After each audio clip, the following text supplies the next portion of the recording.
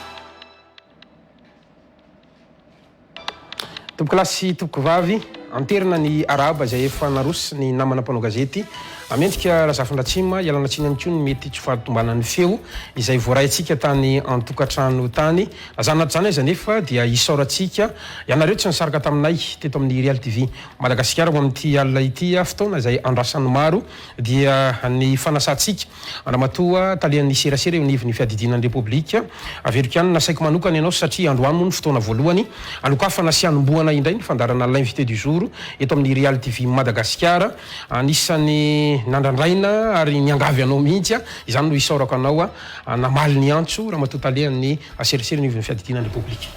Miaraba ny Gasikara, miaraba ny teknisianina rehetra ato anivon'ny Real TV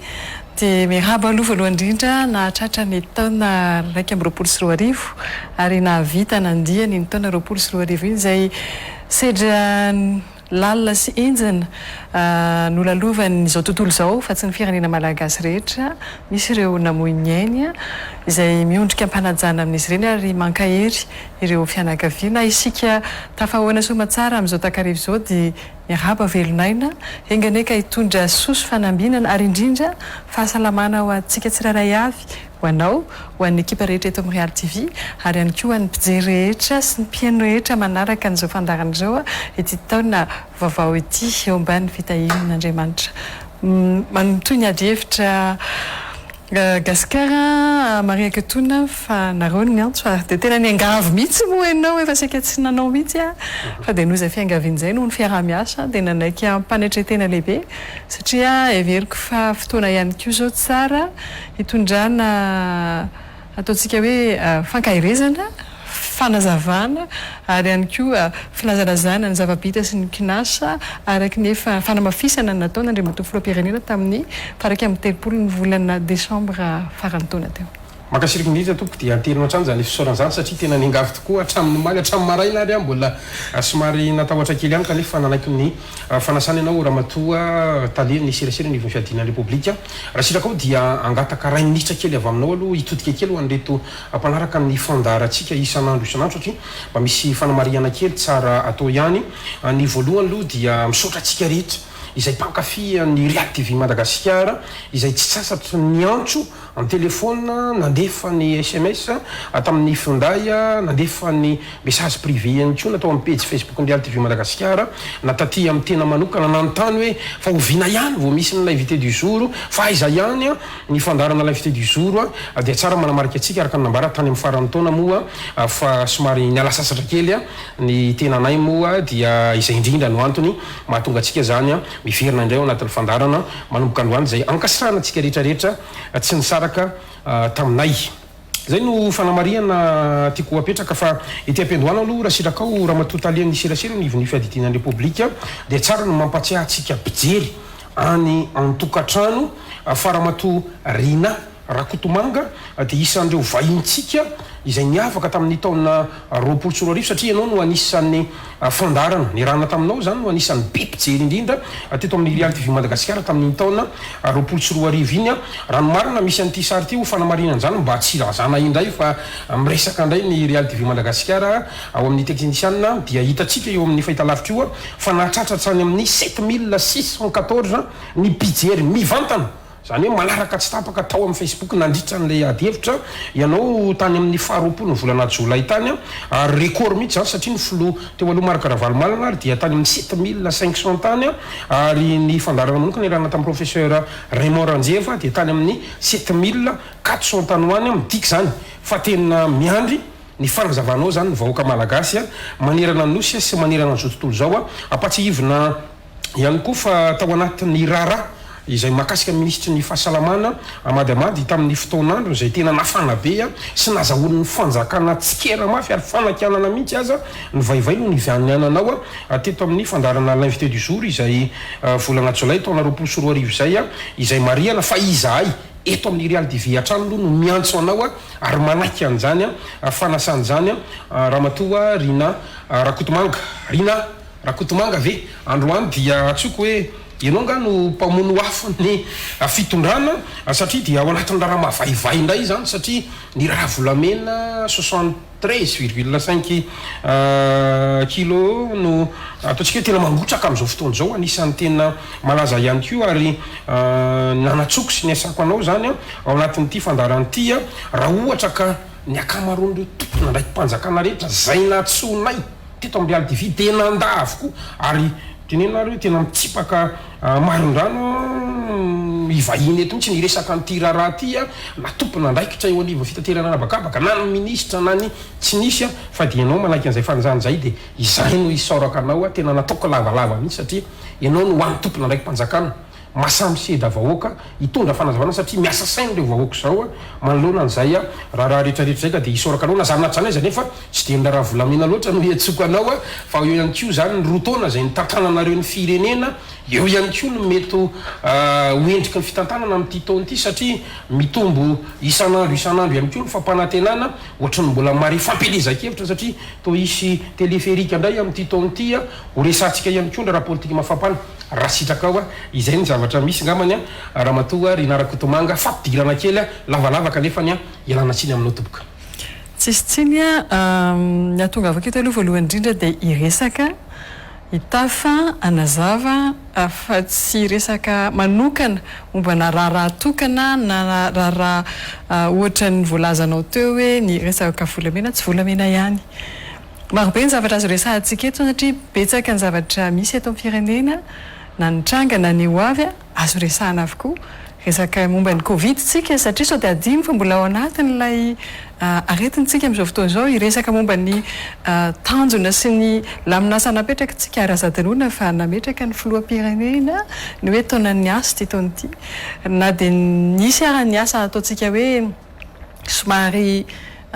tsy dia ny afaka nandeha maingana loatra tamin'ny taondasa noho ny amianara-pahasalamana sy ny vokatra nateraka izany ary betsaka ny olana nateraka izany ankehitriny anjarantsika ny manao ny atao hoe ahoana fitena zany amin'ny teny malagasy rattrapage nireo zavatra rehetra tsy vita nandritra nyny taona rehetra iny satria miandry manatena fatratra ilay atao hoe velirano sy ny fampanantenana nataon'ny filoha ary reo tetikasa rehetra napetrany any vahoaka malagasy zany rehetra zany no diniantsika sy resahana eto fa tsy resaka zavatra ray manokana aloha angamba zava-deny aty ampendoany zay resaka izay mba tsy siany resabe ary averiko foana ny hoe ny antony mahatonga ny tompona andraiky mpanjakana tsy tonga na tsy manatona dia lay ataontsika hoe sedra apetrakinareo eto amin'ny Real TV indraindray mampihemotra ihany nisy ohatra émission anankiray natahotra zareo hoe lasa misy interprétation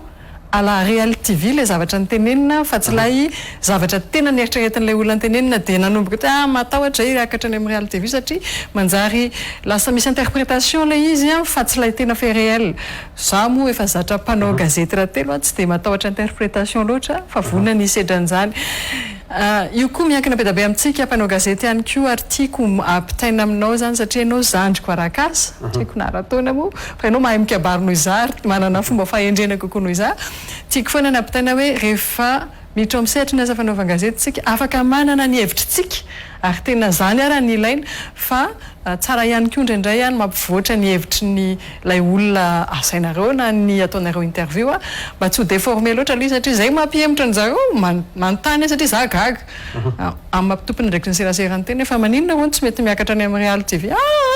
ohatra ny déformé la izy rehefa avy eo dia tsy mety aminay ka nasanatrano moa malalaka moa ny fitenenana eto ny asan'ny mpanao gazety dia manontany ary ny atao hoe mpanao politika sy mpitondra fanjakana izay mahasamby sidra vahoaka dia anisan'izany ny fahasahina misidra mpanao gazety satria ny fantanin'ny mpijery nge no entiny eto ary malalaka ary teto moa mbola tsy nisy fotoana angamba ny tenenana hoe tsy mahazo miteny ianao fa dia malalaka ny resaka ka dia isorakanao raha matoa serasera talian'ny serasera anaiky amin'izay fanasan'izay angamba irosotsika ny adihevitra nisan'ny tsy azotsika hoditsita aloha fa dia tsy maintsy ho resaka kely ihany le volamena aloha na tianao na tsy tianao satria zay aloha raha mafapana eto Madagasikara ary 3 faingo 5 kilao zany asa raha nylanjako zao mety hitovitovy aminay ihany zava-dehibe zany ho an'ny firenena sy ho an'ny vahoaka malagasy amintsika mifampiresaka zao raha tsy ivina kely tantara raha matoa talian'ny serasera mikasika an'ity volamena ity dia samyny nanaiky aloha rehetra zany fa ny faraiky amin'ny 30 ny volana desambra 24 no niainga teto Madagasikara ny fiaramanidina manokana zay nitondra azy 3 mirahalahy tratehaka niaraka tamin'ny volamena zany tao Afrika Atsimo ny fanadidina no nafantarana aloha zany hatreto tao arin'ny fandalovana fiaramanidina tany Toliara satria taty arina moa fantatra ihany nandalo tany Toliara ihany zany le fiaramanidina vao nandeha tany Johannesburg fa nisy fanazavana zay nentin'ny général Ravalomanana izay nanaitra ny saim-panara vao satria nilaza mihitsy ny saiko fa ny voalohany volana janoary 24 no niantso an telefôna zany ministra na sekretera mpanjakana miadidiny gendarmerie pireneny zany ny filohan'ny republika mikasika an'ity fiaramanidina zay nitondra volamena tao Afrika Atsimo ity ny fanontaniana manaitra na voalohany zany dia hoe raha efa fantatry ny fitondram-panjakana ny fisian'le volamena zay tratra tany Afrika Atsimo ny voalohany volana janoary araky ny teny ty misy ity no andraisako anazy sy ny fisian'reto volamena zay tratra tao Afrika Atsimo reto maninona ny tsy nampifantarinareo vahoaka tena hoe nareo satria anao anatin'ny fitondrana ny fisiany zay volamena tratry zay nisy moa ny gazety mivoaka ny sabotsy faharoa ny volana janoary nisy ihany koa ny gazety mivoaka ny alatsinainy ny faefatra ny volana janoary fa tsy nisy ny resaka ary tsy nivoaka tamin'ny fitondram-panjakana mihitsy nylay vaovao fa any amin'ny aliny faefatra ny volana janoary vao nivoaka ny gazety ampitaindafitra na renyle hoe gazety en ligne reny zany ity volamena 63,5 ity rehefa navoaka ny gazety afrikanina tatsimo ary moa namoaka anazy voalohany teo zany vao nafantatra ny fisian'io raha io mivoaka malagasy maninona no any vao mivoaka sanareo manao karazana misy an'le fitentsika moa hoe rétention d'information manao rétention d'information ve zany ny fitondram-panjakana raha matoa taleha ny serasera eo aniva fiadinany republique ono gasikara fantatry gasikara ave hoe adiny firy a ny sidina miala ao atoliary a tonga ny a Johannesburg asitako aloha de za zany mpanao gazety androany de antaniko anao zay satria zao ao anatin'ny anao mitena le 31 de antaniko anao hoe fantatry ao ve hoe adiny firy a ny sidina mampitoy any Johannesburg amin'ny toliary raha tsy fantatrao izy de teneniko anao hoe adiny telo sasany adiny efatra izy zany ataontsika adiny efatra tsika an'izany raha nianga tamin'ny 31 reo olo reo a tonga ny 31 izy zay marina sa tsy marina de raha 31 andrasa aloha aveko tsara ka eno tsara aloha zay enoina tsara le fanazavako hoe raha mianga te 31 anao adiny efatra adiny firy anao zany de tonga ny ataotsika hoe mianga eto amin'ny tsy afaka mianga alina zany ianao fa mianga teto ataotsika hoe tamin'ny 12 atoandro raha mianga eto amin'ny efatra amin'ny 12 atoandro ianao amin'ny firy anao zany tonga ny Afrique du Sud tonga any ianao zany a ataotsika hoe amin'ny efatra ora de mandeha ny transaction rehetrarehetra zay nitranga atao ny resaka aviation sy ny karazany a de mandeha any amin'ny douane ianao a rehefa tratra atao amin'ny douane le olona ina no nitranga tsy maintsy ny informer an'izay zareo fa nafantatra zany tamin'izany fotoana zany hoe le premier a nahazo information avy any an-toerana fa tsy ny zavatra mamaika de hoe andeha informer ny mpanao gazety tsy hany mamaiky fa ny hoe fanadiadiana aloha voalohany indrindra inona io zavatra io ovino io zavatra io nitranga inona ny nahatonga an'io taizo io ny aingy satria raha ny fanazavana dia avion nofaina izy io nandeha nakany Afrique du Sud ary ny tena mahavariana ary tiako apetraka kely aminareo satria nijery tsara ny tambazotra serasera namoaka n'ilay information iny a de hitako taony hoe vol tokony andeha akany a Dubai nandalo tany Éthiopie de nitonga tany Afrique du Sud réflexion ako voalohany toy zao hoe diso zany information zany raha zahako satria zao a sarotra be zany hoe mianga avy eto Antananarivo ianao de akany Tuléar de aveo ianao andeha akany Éthiopie de aveo ianao akany Johannesburg de aveo ianao andeha akany Dubai tena manao zigzag donc any zany de efa misy resaka fandrebirebena na le information voaka rehefa mandeha ny fanadiadiana rehetrarehetra vao mipotra am'izay hoe diso zany information voaka zany a fa nianga teto Antananarivo a tonga tany a Toliary a nandeha tany a Johannesburg ary to a Johannesburg de nody io avion io a aty Madagasikara fa ny mpandeha no nitondra n'ilay volamena ary tratran'ny douane tao Afrique du Sud zay aloha hatreto ny schéma zay ny zavatra misy ary information zay teneniko anao ary eto Antananarivo misy zavatra mitranga ianareo teto Antananarivo misy zavatra mitranga teny Meritsi atosika ny information voaka rehetra teny ary mbola sahira nareo nitrandraka le lendemain arrive nareo vao tonga teny raha nahita tsara ny vaovao navoaka nareo satria nanao édition spéciale nareo tamin'ireny fotoana ireny tiako tenena de zao ny information de ny fivoahany zany de arakaraka ny proximité zay le asa fanaovan-gazety ary zay foana le teneniko anao ny hoe raha 31 le olona nianga teto 31 izy zany tonga tany Afrika Atsimo premier zany censé efa mahafantatra information ny fanjakana satria nisy an'izay atao hoe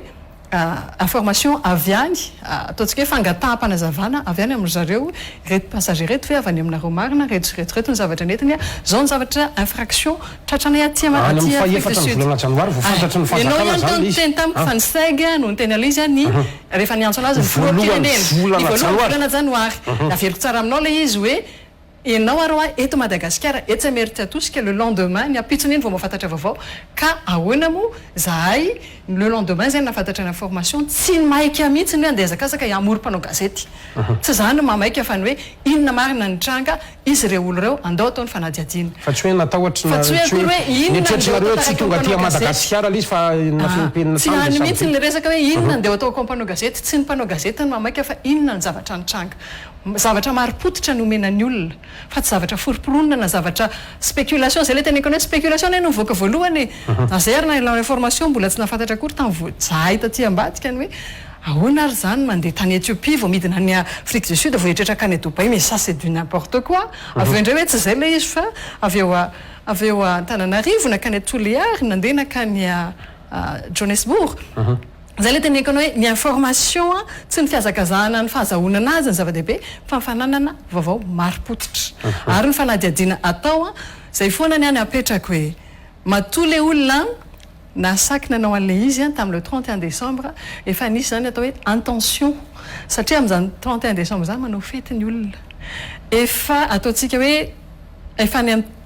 misaina fety efa mieritreritra ny inona ny sakafo hoanina androany ahoana izy andeha hanano baly aiza anao inona izy fa tsy mieritreritra ntsony hoe andeha hanao trafika fa le olona zany rehefa milashe kely ny attention satria efa fety dia any zany tena atao hoe misy soupçon carrément zany misy mauvaise intention atao anatin'ny misy trafika zany le izy zay zany le aloha apetrako tsara aminao le hoe zay le izy avy eo zahako ny atonga afaka eto averiko tsara tsy andehanao avocat nizanizanizy fa zaho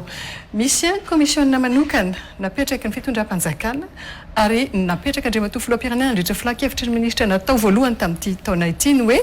mila commissionna manokana manao ny fanadihadiana sy mandray atanana ny raharaha io mba ahafahana mamerina ny harem-pirenena eto Madagasikara sy mamerina an'ireo olo ireo ho tsarainy eto Madagasikara satria nanao zavatra tsy nety nanao zavatra antsokosoko ary misy intention zany ao anao zavatra amiko ny tokony hamaly ny rehetra manodidina an'io da ilay commissionna io zay ny ministre miadidiny arenakibony tany no lehibe an'ilay commissionna ao anatiny ny ministre ny justice ny ministre ny police ny ministre ny SEG ny ministre ny raharaham-bahiny ao anatiny zany olon-dehibe reo amiko aleo le lehibe an'ny commissionna no iresaka aleo zareo no iteny tena fandehany fa tsy zahako na dia ataoko hoe tompona andraikitra ary samy manana ny asany samy manana ny andraikiny ary eto dia tiako foana ny miteny an'le hoe aza maiky ny aka conclusion hâtive vao misy zavatra mitranga dia ay ianona indray hoany io ianona hoany io présomption de culpabilité avy hatrany tsy mahafantatra akory fa rehefa nandeha tany tiolara dia zay olona rehetra avy any tiolara dia ay ino zany appliqué ao ay nandeha tany nosy be dia ny olona kosa aleo misy tompony andraikitra ao aleo reny tompony andraikitra reny ny teny ary apetraka foana ao les présomptions de culpabilité atsika ty mba ataovy les présomptions d'innocence lalàna tompoko dia milaza tsara mihitsy fa ny olona rehetra voaroroy ao anatina raharaha anankiray dia tsy azo heverina ho ataontsika hoe meloka raha tsy ny lalàna raha tsy ny hitany fanadihadiana rehetra ary mivoaka ny didi-pitsarana manameloka azy fa tsy zahako ny afaka niteny hoe meloka raha nasirana na andeha hiteny hoe igasikara feny soa dia tena niterena mihitsy ako anao an'ity émission ty androany ariva dia noho izany dia tena olona ohatra hoe nanaiky satria ianao ny angavy fiara-miasany atsika satria tsy miditra any amin'ny resaka meloka aloha tsika aloha hatreto ny tena marina mantsy le fanampanazavana ny tena ilaiko zany ao anatin'le izy sy ilain'ireo vahoaka zay manaraka ny fandaratsika ireo tsy nitapahako ianao teo moa fa ianao miresaka imerseto ny mersetosika nge andro alina nge iny ary zay ary mbola nilady izay vao namoaka an'iny édition spéciale zany hoe sabotsy alina lady alina zay vao namoaka an'iny fa za isoraka ihany aloha ianareo fitondram-panjakana aloha manaraka ny Real TV tsy tapaka isan'andro isan'andro fa ny zavatra tena manahirana milohan'ny resako zay tsetsetsetsatra kely tadidiko mantsy izy ty dia nangatako tamin'ny ekizy mpanao gazety amoaka an'ity mihitsy filan-kevitra ny ministre ty Ramatoa Tale dia afaka omeko anao ty fa ny imprimeko mihitsy tamin'ny fahenina ny volana janoary izay volamena 73,5 kilo moa no voaresaka nanomboka tamin'ny namoahany gazety Afrika Tatsimo raharaha nitatiky ty filan-kevitry ministre zay navoakanareo ty nefa dia 73,7 kilo raha volamena nresantsika misy dikany be zay rokolao elanelany zay mialatsiny 200 gramma mialatsiny indrindra satria 73,5 73,7 zany no navoaka amin'ny fiadina république ianao no taleny fifandraisana ianao no manoratra sy mandrindra reny fampitambavao reny asa mety ho fadisoana tany anatin'ny fanoratana fotsiny vele izy samy manana loharanom-bavao hafa mihitsy ny ihany kolo ianareo anivon'ny fiadidina république tsetratsetratsiaritra kely ao anaty fonteny zay fa ho resako mantsy le resaka général Ravalomanana teo raha sitraka aoriana zay za tsy miresaka olona tsety fa atsika sianao no fampiresaka miteny anay ianao chiffre précis dia omeko chiffre précis koa ianao raha ohatra ianao ka miresaka amiko 73,5 ou 73 telo amby fitopolo faingo dimy na telo amby fitopolo faingo fito kilao dia teteny chiffre aminao afaka ohatr'izay ary tena beaucoup plus précis ny hoe tsy raha telo amby fitopolo faingo dimy na telo amby fitopolo faingo fito kilao monja ny tokony ho resahana indrindra ho antsika mpanao gazety fa ny hoe fa maninona no milaza zareo any Dubai fa 10 tonne ny volamena miditra any Dubai avy aty Madagasikara. Nefa raha ny voalazany avy ao amin'ny anora dia 730 kilao ny volamena nivoaka teto Madagasikara ny taona 20 fatsika ihany koa manana ny banque foibe afaka mamoaka ny antotanisa isantaona banque foibe ny fivoahany firy mivoaka eto dia firy mivoahany avany tsisy idirany banque foibe ny fivoahany volamena eto Madagasikara eno tsara aloha ny manahirana anao mantsy a ny 73,5 no antaniko anao dia any Dubai ny valitenao fampitambavoapanjakana ity resako anao ty raha matotale arara-panjakana ny resantsika fa tsy rarahana amina fahitalavitra na orinasa tsy miankina inona ny antony 200 grame zany misy dikany be zany raha sirako tompoko valinao averiko aminao tsara mihitsy le fanontaniana ny hoe 200 grammes ve ny olanao sa 10 tonnes ny na ny olako 10 tonnes fa tsy ny 200 grammes ny a ny olako tsy ny 73,5 na 0,7 fa ny olako dia ny 10 tonnes amiko zay amiko ny olana zay hoe ireo 10 tonnes ireo zay tokony tondra vola miditra amin'ny kitapom-bola-panjakana noho ireo taxe tokony horesana any ny resaka raha iresaka amin'izay zany maninona ny Dubai ary no miteny an'izany ary firy isan-jatony zany ary no miditra amin'ny kitapom-bola-panjakana ianareo nge no mpitantana ary zay tatitra resahanao raha ny taremarika amin'ny fomba ofisialy zany hoe ny volamena nivoaka teto tamin'ny fomba ofisialy ara-dalàna nahazo ny nandalo ny antanatohatra rehetra dia 730 kilao monja zany hoe 1 tonne 938 fa raha ny vao enregistré any Dubai satria ny any Dubai dia mahazo miditra ny volamena fa tsy maintsy mandeha misoratra ara-dalàna dia 10 tonnes dikan'izany tsotra misy eo zany a ny fanondranana antsokosoko tsy manara-dalàna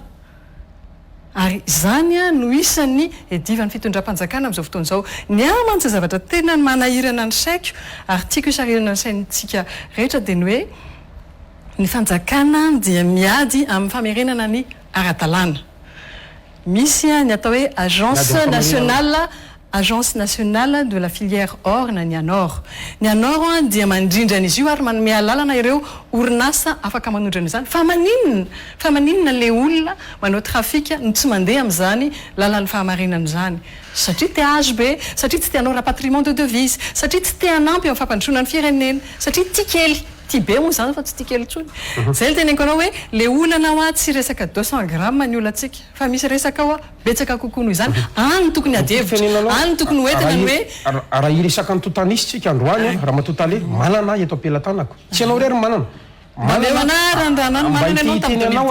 ity zao a ny fitoerana mpanongana ny totanisa eo anivon'ny firenena mikambana dia mahatratra 200 tonnes ny volamena naondrana tany Émirats Arabes Unis araky ny fanambaran'ny fahatseranana ao an-toerana avaty Madagasikara 2008 hatramin'ny 2016 izany hoe eo amin'ny 130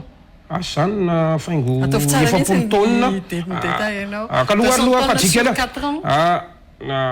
31,42 tonnes ny taona 7 9,27 tonnes ny taona 7 sy 2 manao kajikajy zany ianao tsy latsaky ny 30 tonnes isa taona zany ny volamena mivoaka eto Madagasikara eto tony antytanisy tony dia miteny tony afaka meko anao na ny site zay afahantsika mahazo antony ary ny olana tsy jeriny taloha sy ny androany fa ny androany dia ianareo no mitantana ny firenena izay milaza fa miady amin'ny fanondrana tsokosoko amin'ny fitondranareo nge tsika miresaka misy telo amin'ny taona io raha matotale 938 kilos zany ane nandritra ny fitondranay fa ianao ve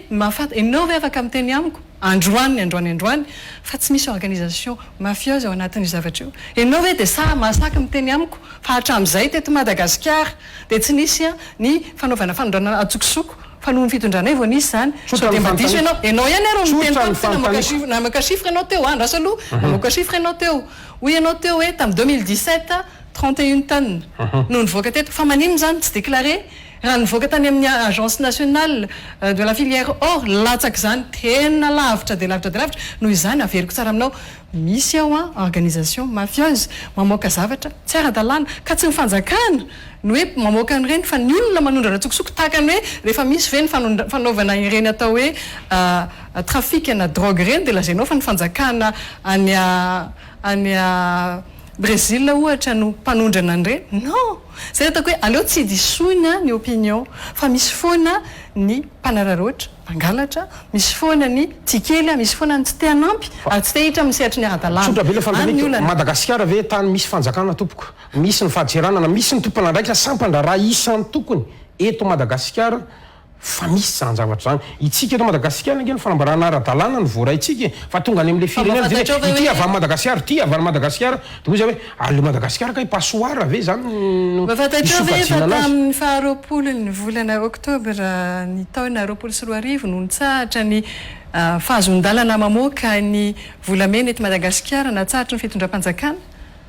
fatatrao zany ay kanefa mbola misy ihany izany trafika any le izy enao ve afaka anakana olona angalatra ny azonao atao dia misambotra mpangalatra manafainy mpangalatra tsy afaka miaro ny sistantsika zany tsika ve ny dikan'izay fa ahoana moa tsy afaka miaro ny sistantsika enao raha misy mangalatra ao an-tranonao dia afaka miteny anah ve enao androany hoe nisy nanafika atao an-tranonao dia ozy izy enao ny hoe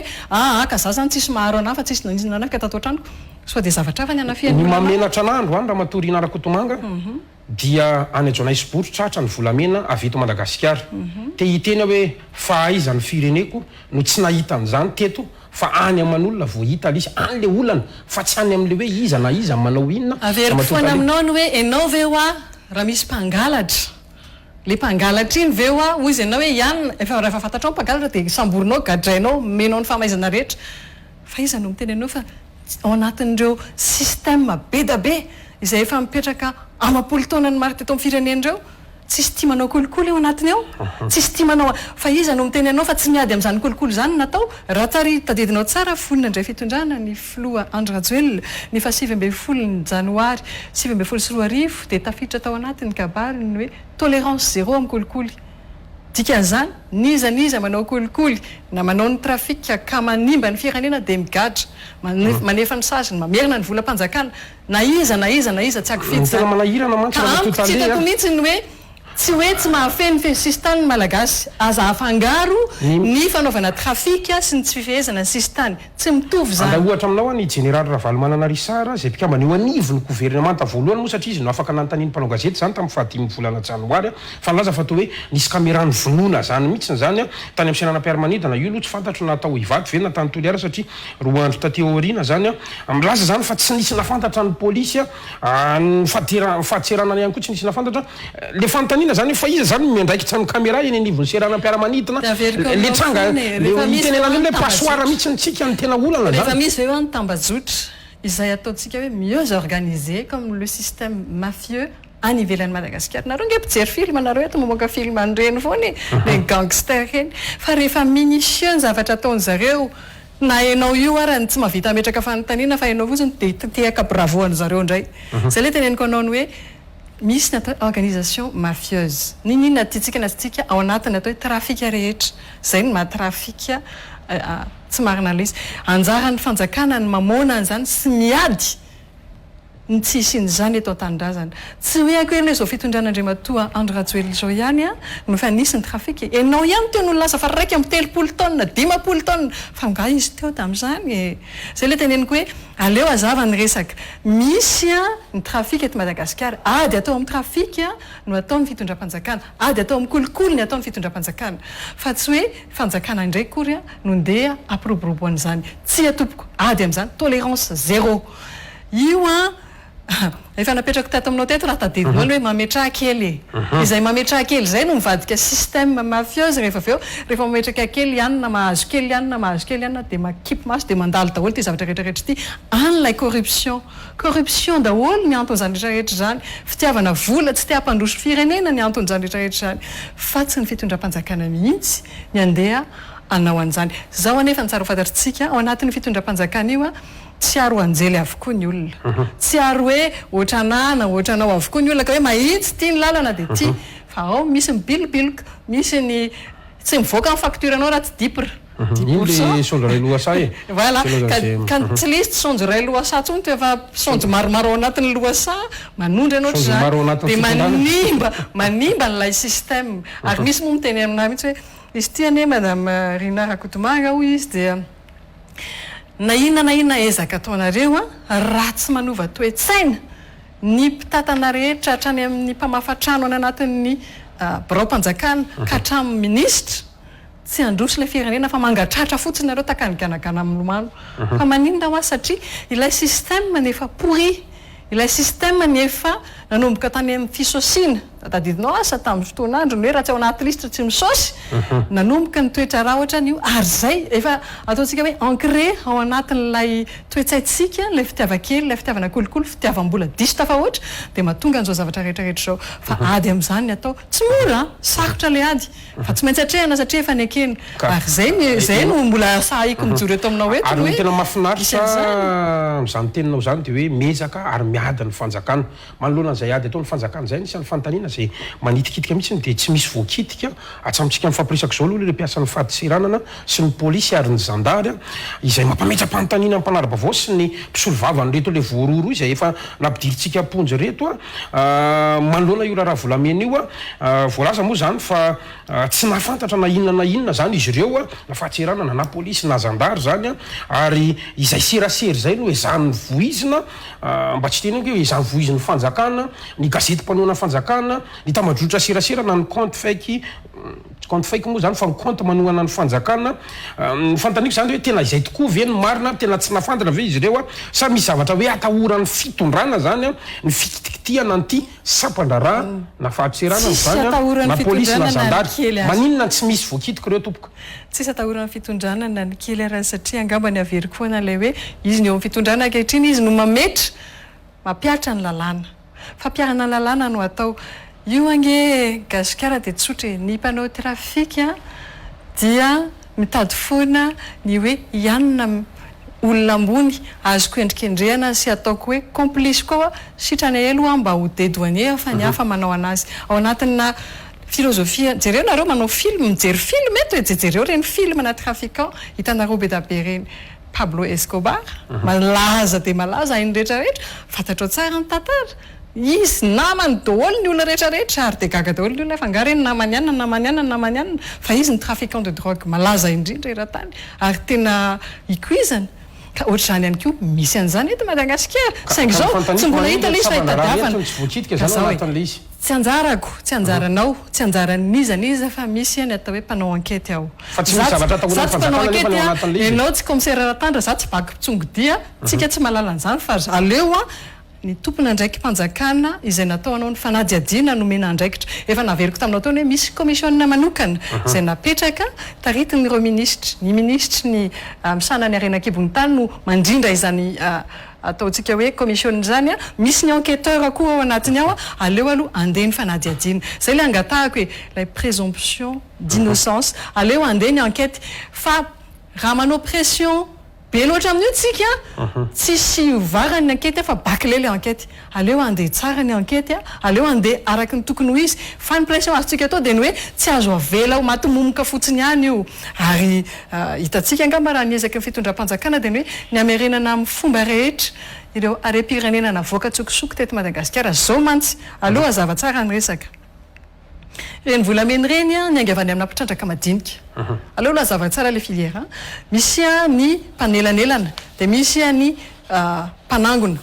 dia misy avy eo ny mpandrendrika dia avy eo amin'izay misy alatena tompony misy le grand patron ireo zany misy filière maromaro vao tonga ao anatina blaingona volamena anankiray izao anefany ireny olo reny dia ny asa fa lay fomba fanondranana tsokosoko izay tsy manara-dalàna no enjehan'ny fanjakana fa tsy hoe akory hoe ilay volamena no enjehan'ny fanjakana fa ireny mety ny sasaran'ilay olona le izy fa rehefa ohatra ianao ka tsy nanara-dalàna tsy nanao ny déclaration officielle mbola manondrana tsokosoko nefa efa voarara dia raisin'ny fanjakana avy hatrany reny zay lay hoe fampiarana lalàna satria tsy manara-dalàna ianao manao tsinitsinina n'ilay fanjakana ianao manao tsinitsinina n'ilay malagasy rehetra ny asa tao anatin'ilay filière ianao zay ny antoko international ianao zany zao atony ny anahy aloha 24 sy 4 arivo nananako 10 taona ny volamena mivoaka eto Madagasikara isan'ny taona tamin'ny 24 sy 4 arivo izy ianao zany dia zany hoe dimapolo kilao isan'andro eo zany mivoaka eto Madagasikara ny tiako tenenina zany itsika tsy hiditra any amin'ny hoe iza ny ara-tenina tsy ara-dalàna fa rehefa mivoaka eto dia arenan'ny Madagasikara io tadidio fa raha ohatra kosa n'lay olona ka manana taratasy ara-dalàna na azo fahazondalana misy ho any tena koa agence nationale de filière or ny anora zany manana misy entreprise agréé ara-dalàna mahazo mamoaka volamena fa ny aty moa zany ankehitriny nahazo namoaka volamena ara-dalàna zay niteneniko anao zay hoe 2 tonnes 423 tamin'ny 2019 ary 1 tonne 938 tamin'ny 2020 reny voaka ara-dalàna mandohetra ara-dalàna mandeha tamin'ny antanitoatra rehetra tsy business tahaka ny business ara-dalàna fa raha toy ianao ka mamoaka tsokosoko tsy manaraka ny fepetra rehetra tsy maintsy ho raisin'ny fanjakana reny ary mivadika ho are-pirenena satria zany ianao isan'ny mambotry ny firenena zay le izy aleo azava tsara ohatr'izay ka za averiko tsara za tsy mpanao ankety ianao tsy mpanao ankety ianao atsika miseranatandra za tsy bako pitsongodia tsy haitsika zany aleo manao ny asany tsirairay ny anjaratsika ianao amin'ny mpanao gazety anao dia mamoaka ny vaovao marina anjarako ny mampita aminareo arak'izay vaovao eo ampelantanako ny zavatra misy sy zavatra lazaina vokatry ny ankety ary indrindra amiko dia miantso ny tompony andraikitra rehetra asanao raha manaraka nireny any ivelan'ny Madagasikara reny fa matetika misy ny lehibe ny fampanoavana manokana ho ana raharaha anankiray ohatra ny hoe ataontsika hoe ny pôle financier zao ohatra ny any andafy dia le lehibe ny fampanoavana ao anatin'ireny no miresaka amin'ny mpanao gazety milaza ny détail rehetrarehetra zany mba iriko eto Madagasikara fa tsy zarina ara-kotomanga ndeha anao alay satria tsy asako zany tsy haiko zany misy ataontsika hoe fanajana ny zony tsirairay tokony ho ajainao anatin'ilay izy fa tsy miteniteny daholo ty teteny rehetra ty dia manjary manaonao foanytsika fa itsika rehefa mivero anatin'ny ara-dalàna ao anatin'ny fanajana ny tsirairay fanajana ny zoko fanajana ny zony reny olo reny amiko aleony tompona ndraiky mpanjakana tena mendrika hitena ilay izy ny resaka fa tsy miteny daholo na ny mpitondra sarety na ny mpitondra posy na ny mpitondra katikatara na ny mpitondra avion misy olona ao tokony hiteny reny aleo reny no mahafantatra ny lalàna mahafantatra ny zoany tsirairay ka aleo ngamba mirosany amin'ny dinidinika avy tsika fa mazavany amin'ny manina fanazanatsana zay nefa aloha tsy afaka miroso aloha tsika fa ny olana kely io maraina io vao zay nampitaina zany dia to nisy an'ilay fiaramanidina manokana tiako antanina kely aloha zany hoe efa misy any zany le dingana fifampiranana eo amin'ny fitondram-panjakana ahafahana mapody nisy telo mirahalahy zay voasambotra tany Afrika Atsimo mba ho tsaraina eto Madagasikara zay sarotraritra ihany aloha raha nambaran'ny gazety Afrika Atsimo aloha zany no fahitako anazy fa tena zavatra tena manitikitika amin'ny saiko zany raha sitraka olo valinao dia ivadika resakafo tsika dia hoe inona no tena mibaiko ataontsika hoe fanampakevitra ny fitondram-panjakana ny amin'ny hoe fampodiana andreto olona telo voaroaroy sy ilay volamena ody eto Madagasikara ny Transparency International io dia nilaza mihitsiny fa ho votra avokoa ny olona rehetra zay ho tsaraina eto Madagasikara eto raha toka aty zany ho tsaraina tsy aloha ve ny anao ny asany zany le fitsarana any Afrika Atsimo any izy raha teo ihany koa tsy mitanila raha matorina ara-kotomanga ka mba ahafahana mamoaka ny marina zany ao anatin'izay rehetrarehetra zay manoloana n'ilay fikoropahan'ny fanjakana manao an'izay fifanarahana zay satria fantatritsika fa tsy misy moa ny fifanarahana eo amin'ny lafiny ara-pitsarana ho an'ny firenena malagasy sy ny firenena Afrika Atsimo zany kanefa miroso amin'izay fifampirarana zay ny fitondram-panjakana ny fantanina dia tsotra inona mibaiko ny fanapakevitra ny fitondram-panjakana manoloana an'izay trano zay tompoko ny asa ianao raha nanaraka ny tambajotra sosialy ny ministera ny fitsarana dia nanamarika ary nanazava ny avao ministera ny fitsarana ny hoe misy ny entraide judiciaire ary misy raha ohatra raha ka tsy misy ny extradition amin'ny lalàna any Afrika Atsimo ohatra dia misy ny entraide judiciaire en matière économique en matière pénale sy ny karazana izay afaka ampiasaina tsara misy instrument juridique be da be ao afaka ampiasaina anenjehana an'ireny olo reny fa maninona no gasy ny meloka tsy eto Madagasikara izy no tsaraina amiko angamba tokony eto Madagasikara ny tsaraina tokony eto Madagasikara no mivoaka ny raharaha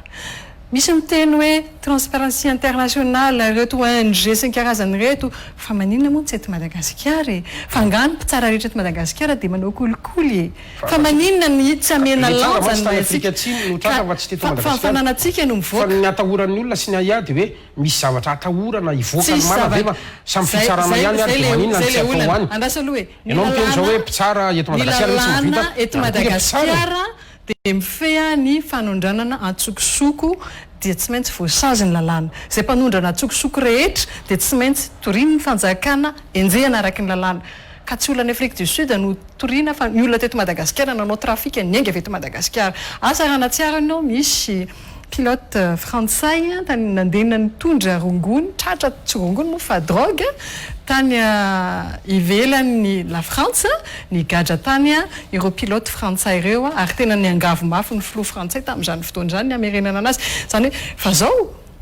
ilay justice tany antoerana ny teny andraso aloha tato aminay nareo nanao drogue na pilote frantsay ary nareo dia ato aminay nareo ny tsara anay ary zay tsy hanome anareo dia ozy indray ny fitondra malagasy hoe zahay tompoko dia teto aminay niainga ny trafic misy aminay voapirofo ara-dalàna fa teto Madagasikara niainga ny volamena voapirofo ara-dalàna fa nisy ny fandrarana ny famoahana an'izany trafic zany nefa dia mbola nininareo natao averenao ty aminay fa satria fananam-pirenena averenao ty aminay satria malagasy ireo olo ireo ary nanao ny tsinety teto amin'ny firenena somala zany filazana aloha zany fa hoe avy any Mali zany le efa nanao démenti an'iny ny avy any Mali fa tsy nisy an'izany zao ane zay le teneniko anao ny hoe ligne de défense zareo mpanao trafic ny hoe avy any Mali fa ty ndray ny taratasy avy any Mali ligne de défense an'zareo fa tsy ligne ny fanjakana rehefa natao fanadidina dia isy telo mirahalahy nazahoana taratasy ary ny taratasy zay naseho an'izy telo mirahalahy dia hoe avy any Mali le izy dia very zany le vahoaka fa so ihany fa ety ianao anazava ny saim-bahoaka ka efa nanao démenti ny avy any Mali fa tsy avy any aminy ary tsy fatany akory ro volamena reo avy eto Madagasikara reo zay aleo averiko foana aleo anao ny asan'ny fitsarana aleo anao ny asan'ny mpanao fanadihadiana aleo anao ny asan'ny commission fa zava-dehibe loatra zany hoe famerenana ny fampidiram-bola ao anatin'ny kitapom-bola mpanjakana zany zany ane averiko aminao raha ohatra ny kary io volamena io nandalo amin'ny fomba ara-dalàna nisy ny rapatriement de devise nisy ny hetra nalohandrareo tsy nisy ny fitotanganany eo amin'ny santam-bola mpanjakana fa ilay fanaovana tikely fanimbana ny soiombonana any ny olana zay raha ohatra izy ka nandeha tamin'ny fomba ara-dalàna zay efa niato moa zany hoe ilay nanao an'ilay izy mihitsy l'intention de le faire dia efa tsy nety satria efa niato nanomboka tamin'ny volana octobre izy io dikan'izany efa manana mauvaise intention ianao zany de nuire de faire du trafic illicite dikan'izany tsy maintsy enjehana araky ny lalàna ianao satria tsy manara-dalàna tsotra be ilay izy ho faranantsika ny resaka volamena ny amaranako anazy dia ity kisarisary ity fantaritsika fa ny aviation civile de Madagasikara zany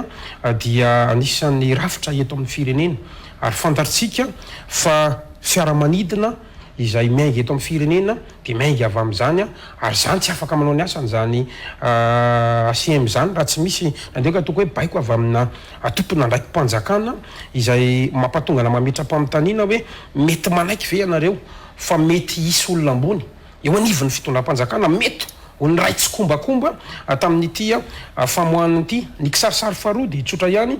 ny solomamoaka Madagasikara premier zafinareo fa zay zay lehibe any pafy teo aloha moa dia nilaza hoe raha zalanjana volamena zany dia tsy olo-tsotra mihitsy ny fa olona ambony eto amin'ny firenena mahavidy azy satria na raikilao arozy izy tao anaty na raikilao arozy izy tsy anjarako ngambany hoe mpanao na tsy manao fa jenonambara moa ny teneny dia hoe na raikilao ary tsy zakan'olo-tsotra izay le kisarisary faharoa ny kisarisary fahatelo farany dia hoe io le tranga misy ny ao an-tsain'ny mpanara-baovao zany aloha hatreto dia mahintsy ny fanontaniana hoe iza zany ny tena numéro 1 ao anatin'ity na ilay tsondro vaventy fa ny tsondro madinika foana trondro fa tsy tsondro madinika foana no makasitraka no hitatsika reny voenjika miditra ponja sy ny zavatra maro reny secrétaire général de l'aviation civile de Madagascar avait pirina sa trondro vaventy voilà. Secrétaire général de l'aviation civile de Madagascar se trouve en prison aujourd'hui satria izy nisan'ny nanao fanomezan-dalana an'izany zay natao trondro vaventy zany sa trondro majinika tsy fantatro za tsy afaka niteny meloko isa tsy meloko fa nazy la izy no tompon'ilay volamena raha fantatra zany mety raha nahafantatra dia nilazaiko taminao fa za koa raha mba te hafantatra hoe izy le izy sa mba te hafantatra tsika zao satria olona manao ny tsirariny eto amin'ny firenena olona mamboatra firenena tokony ho fata-bahoaka fa samy tsy malala tsika zao aleo samy miandro ny valin'ny fanadihadiana fa miliviliana resaka tena fanimbana olona ny betsaka fa zao aleo andeha ny fanadihadiana aleo hipotra ny marina fa ilay tonga dia endrikendrika zay le teneniko anao hoe présomption de culpabilité satria ny ACM zao dia ianona zany meloka satria ianona dia zao tsy ohatr' zany izy io tsy ohatr' zany izy io fa misy fanadihadiana avy alao zay ho teneniko foana lasa polisy OPJ juge juge manao ny détention avokoa ny vahoaka malagasy sy ny mpanao gazety fa tsy mamela ny mpitsara sy ny atanatohatry ny fitsarana sy ny police judiciaire manao ny asany avy alao anao ny asan'ny olona dia tsika manaraka fa tsy mamela niny piripirina fotsiny ihany mampatsiahy foana aiza azafady fa tsy ny hoe izy le izy avy eo tiana ho fantatra hatramin'ny farany izy fa aiza ho aiza io enquête io androany zay zao ny zavatra endrasana raha ohatra raha vita zay enquête zay ve dia mety hamoaka ny tompon'antoka ao amin'izao ny fitondram-panjakana raha mahafantatra an'izany androany ramatory inarako tsy maintsy ary tokony enregistré zay teninao zay a dia samotsara ny tantaretytsika ao anatin'izany rehetrarehetra any ndao faranantsika indresaka iny fa resaka politika kely satria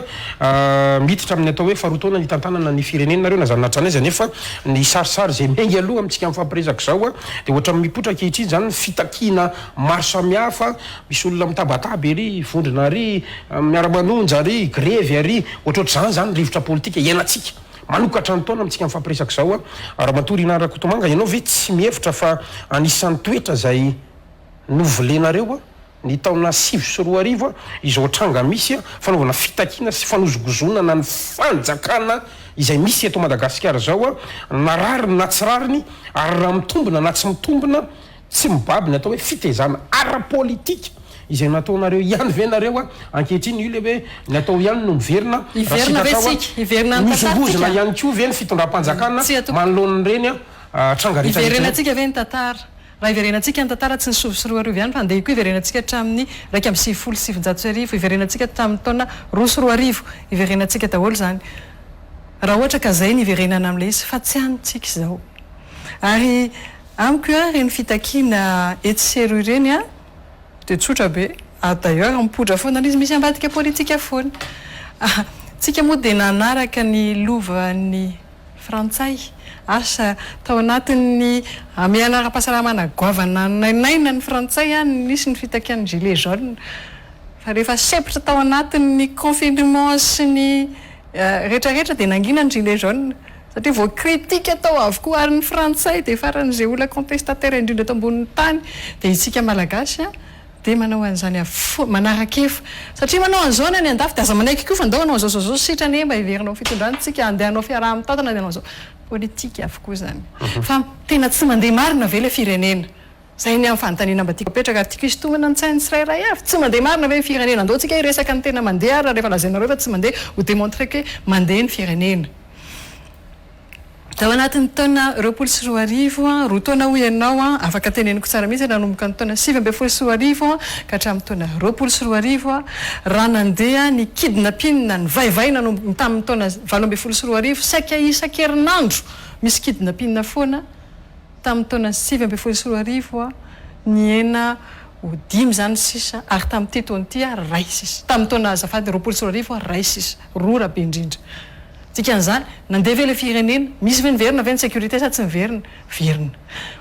raha tany amin'ny taona 2024 nahatratra 70 000 ny alatromby a amin'izao fotoana izao izy a 20 000 sisa miaina ve le izy nandroso ve le firenena miaina ve ny any ambanivohitra miaina ara-dalàna ve efa misy zany tompoko efa mihatsara ary manao ny aintso zavatra ireo mpitandro ny filaminan'ireo a manao an'izany raha itenitsika avy ianao ihany moa teo no ny resaka an'ilay resaka volamena tamin'ny taona 2024 7 raiky amin'ny 30 taona no nivoaka teto Madagasikara fa raha navoaka ny anao tompoko dia tsy ny ohatra ny 2 taona dikan'izany nakaiza zany ireo 7 taona nataon'izy nakaiza ahoana ny trafika tsisy ny teny fa miteny ankehitriny ny fitondram-panjakana tsy manaiky an'ireo zavatra ireo mijoro ny fitondram-panjakana nahato ny fanondranana tsokosoko mijoro miasa zany ny fitondram-panjakana raha miteny ianao hoe andao nde tsika hiteny hoe délestage ny jirama ndao resantsika satria ireny moa dossier mafampana misy fokotany tena efa 10 taonany mijaly rano zany hoe tsy tamin'ity fitondrany ity ihany izy no mijaly rano fa efa 10 taonany misy dia tena mijaly jiro efa 10 taonany 20 taonany 30 taonany tany fianaratsohatra misy tsy nahazo rano mihitsy nandritra ny 30 taona misy faritra an'izany eo fa mahazo rano izy ankehitriny tsy niaza ve le fitondram-panjakana sa niasa niasa tompoko fa zao ilay fanarenana zay le teneniko anao ataontsika kisarisary tsotsotra ilay izy misy ataontsika boatina chocolat tsara tare be aty ivelany tsara tare mahafinaritra be fa le ao anatiny ao a sady pokaty ny loha de nefa n'le zavatra tsara be iny ny rehetrarehetra no miandrandrana iny mba ho fihinana io chocolat io de tsy maintsy na io raha vanatanteraka de soloana ataka n'le endriny teo fa madio be ny ao anatiny na io zavatra io a potika loha azy eo de ho sahirana itsika mianakavy tahaka izany ny zavatra misy amin'izao fotoana izao efa potika sloa ny ao anatin'le zavatra rehetrarehetra ao mizaky ny manarina ankehitriny kanefa zay la mafisako nyvoalaza ny Andriamatoa filoham-pirenena tamin'ny faraka amin'ny 30 ny volana desambra hoe mila manova toe-tsaina isika raha mbola izao toe-tsaintsika izao foana de ho manganagana mangatratra eo foana ao a Andriamatoa Andry Rajoelina sy ny ekipany a satria miazakazaka mafy manarina firenena manorina sekoly manao andrisirisirisiry fa atoriana miemotra ny olona zay tsy anao an'izany fa manino io natao zany tsy lahara-pahamehana tsy lahara-pahamehana indray fampianarana ankehitriny taloha nareo nanao ny lalana memenina ny taty amin'ny ilana ka tsy mahavelona ny lalana zao indray atao ny lalana fa nga zany mahavelona indray hay le nekenareo tamin'izany fotoana izany koa lavinareo indray ankehitriny tamin'izany fotoana izany zay le teneniko hoe rehefa tsy eo amin'ny fitondrana ianao mahita ambara foana fa rehefa eo amin'ny fitondrana ianao voagaga tena enjana ka izy ty ary tena misy dingana tsy maintsy arahana anarenana n'ity firenena ity ka rehefa tsy manaraka izay dingan'izay tsirairay rehefa tsy miaraka miainga mandamina an'io a miazakazaka tonga ny amin'ny 1000 kilometatra ao Andriamatoa Andry Rajoelina fa le ary amin'ny 10 kilometatra mbola any daholo ny rehetrarehetra de mbola taritina indray endrasana zay le olana eo amin'ny fitantanana ny firenena ankehitriny miresaka an'izany ianao tena tsotra be ty fanontaniako ty hoe amin'izao fitondrana zao inona ny voalohany ny fotodrafitrasa ve sa ny lahara-pahamehana Ramatoa Rina Rakotomanga inona tianao tenena amin'izany hoe fotodrafitrasa sa ny lahara-pahamehana inona ny voalohany ho an'ny fitondram-panjakana manangana fotodrafitrasa itsiro ve sa mijery ny lahara-pahamehana ho an'le vahoaka isa lahara-pahamehana ny fanarenana fotodrafitrasa ve no lahara-pahamehana ho anareo sotra anao nanao azy fantany tena mahafinaritra be mihitsy ary tiako isariana ny sainy tsirairay avy inona no ahafahana mampiroborobo ny ambainday ny tokantrano tsirairay avy fanomezana asa azy ireny ahoana ny fomba nomezana asa azy ireny avy amin'ny fametrahana tetikasa reny tetikasa ireny natao an'izy natao an'ny rehetra misy tombontsoa iombonanao ary reny tetikasa ireny mamorona asa raha tsy manangana sekoly tsika tsy afaka mampianatra ara-dalàna ny zaza malagasy nefa n'ilay fananganantsika sekoly ireny de manome asa ireo olona tsirairay avy ataontsika hoe raha manangana fotodrafitrasa mitsangana fa le vahoaka anao ndraso alohany zay aiza ny lahara-pahamehana ho an'le fitondrana mantsy hoy ianao ianao na le vahoaka fa zao le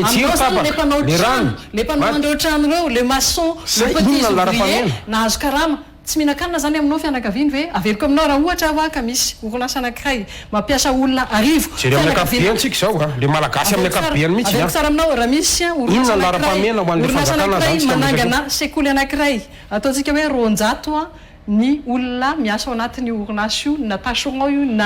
na cadre na ronjato ny olona ao anatin'ny orinasa io a fianakaviana ronjato zany no velominy io fianakaviana ronjato io ao anatin'la fiarahamonina malagasy fianakaviana ronjato 10 ataontsika hoe 10 amin'ny akapobeany fianakaviana malagasy ao mamela olona 10 zany a 10 a ampitombona ronjato olona arivo zany ny velona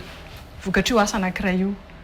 miteraka ekonomia zany miteraka fandrosoana ho an'le tokantrano ary zao le vokatra le asan'ireo olo ireo mampiditra n'ireo zanaka manodidina hiditra anatin'ny sekoly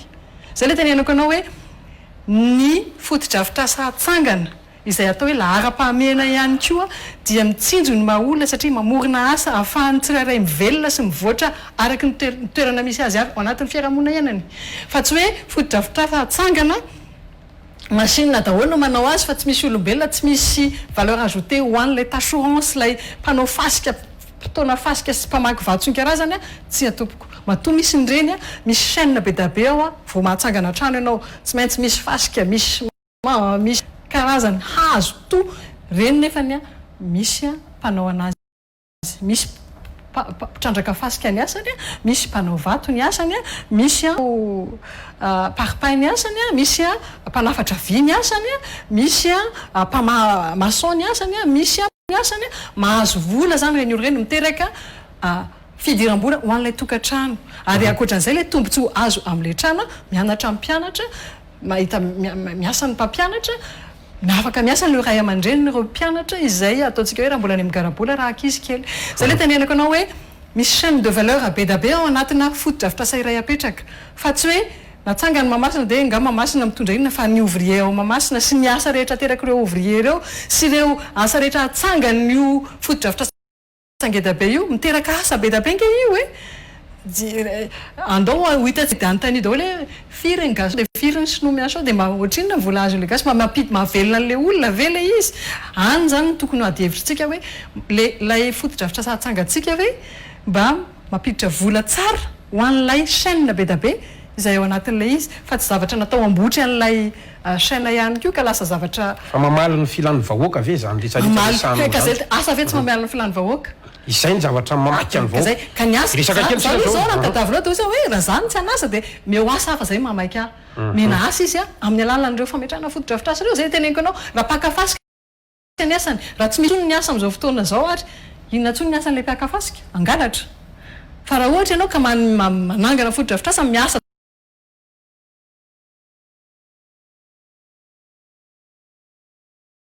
reny mpanao sakafo hanimasaka eny anivo ny fokotany reny ireny no natony manao an'ilay izy eritreretinao vola miditra amin'ireny mpanao hanimasaka reny raha toa ka vidian'ny fanjakana 1800 ariary ny plan anankiray vola be ho any zareo zany satria raha sakafo 200 isan'andro no ampidiriny 200 ampitombona 1800 ariary efa vola be ihany zany 360 000 3 600 000 ariary isan'andro zay zany miditra aminazy vola be ne zany mampitombo ny mety hoe tsy nanano izy fa tsy bisikileta teo aloha fa rehefa nandeha le kalitsinjo tsy hoe nahazo fikafika avy tany amin'ny anina izy na inona na nanao alatra fa nanao tsara le kalitsinjo izy efa lasa afaka 2 volana 3 volana efa mba lasa moto afaka 10 volana efa mba lasa fiara 10 volana efa mba lasa fiara satria niasa mafy izy tao anatin'le izy nisy vokatra tao ny tombo ny farim-piainany le fananganana tetikasany sy ny fanaovana ny reny fotodrafitrasa sy ireo tetikasa marobe reny trany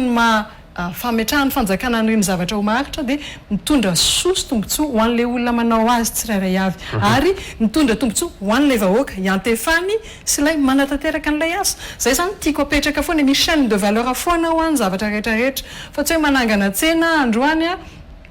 dia raha za zao manangana tsena dia tonga daholo lasa mirindra tsara le tsena manatona ho azy mpividy milamina ny fiainana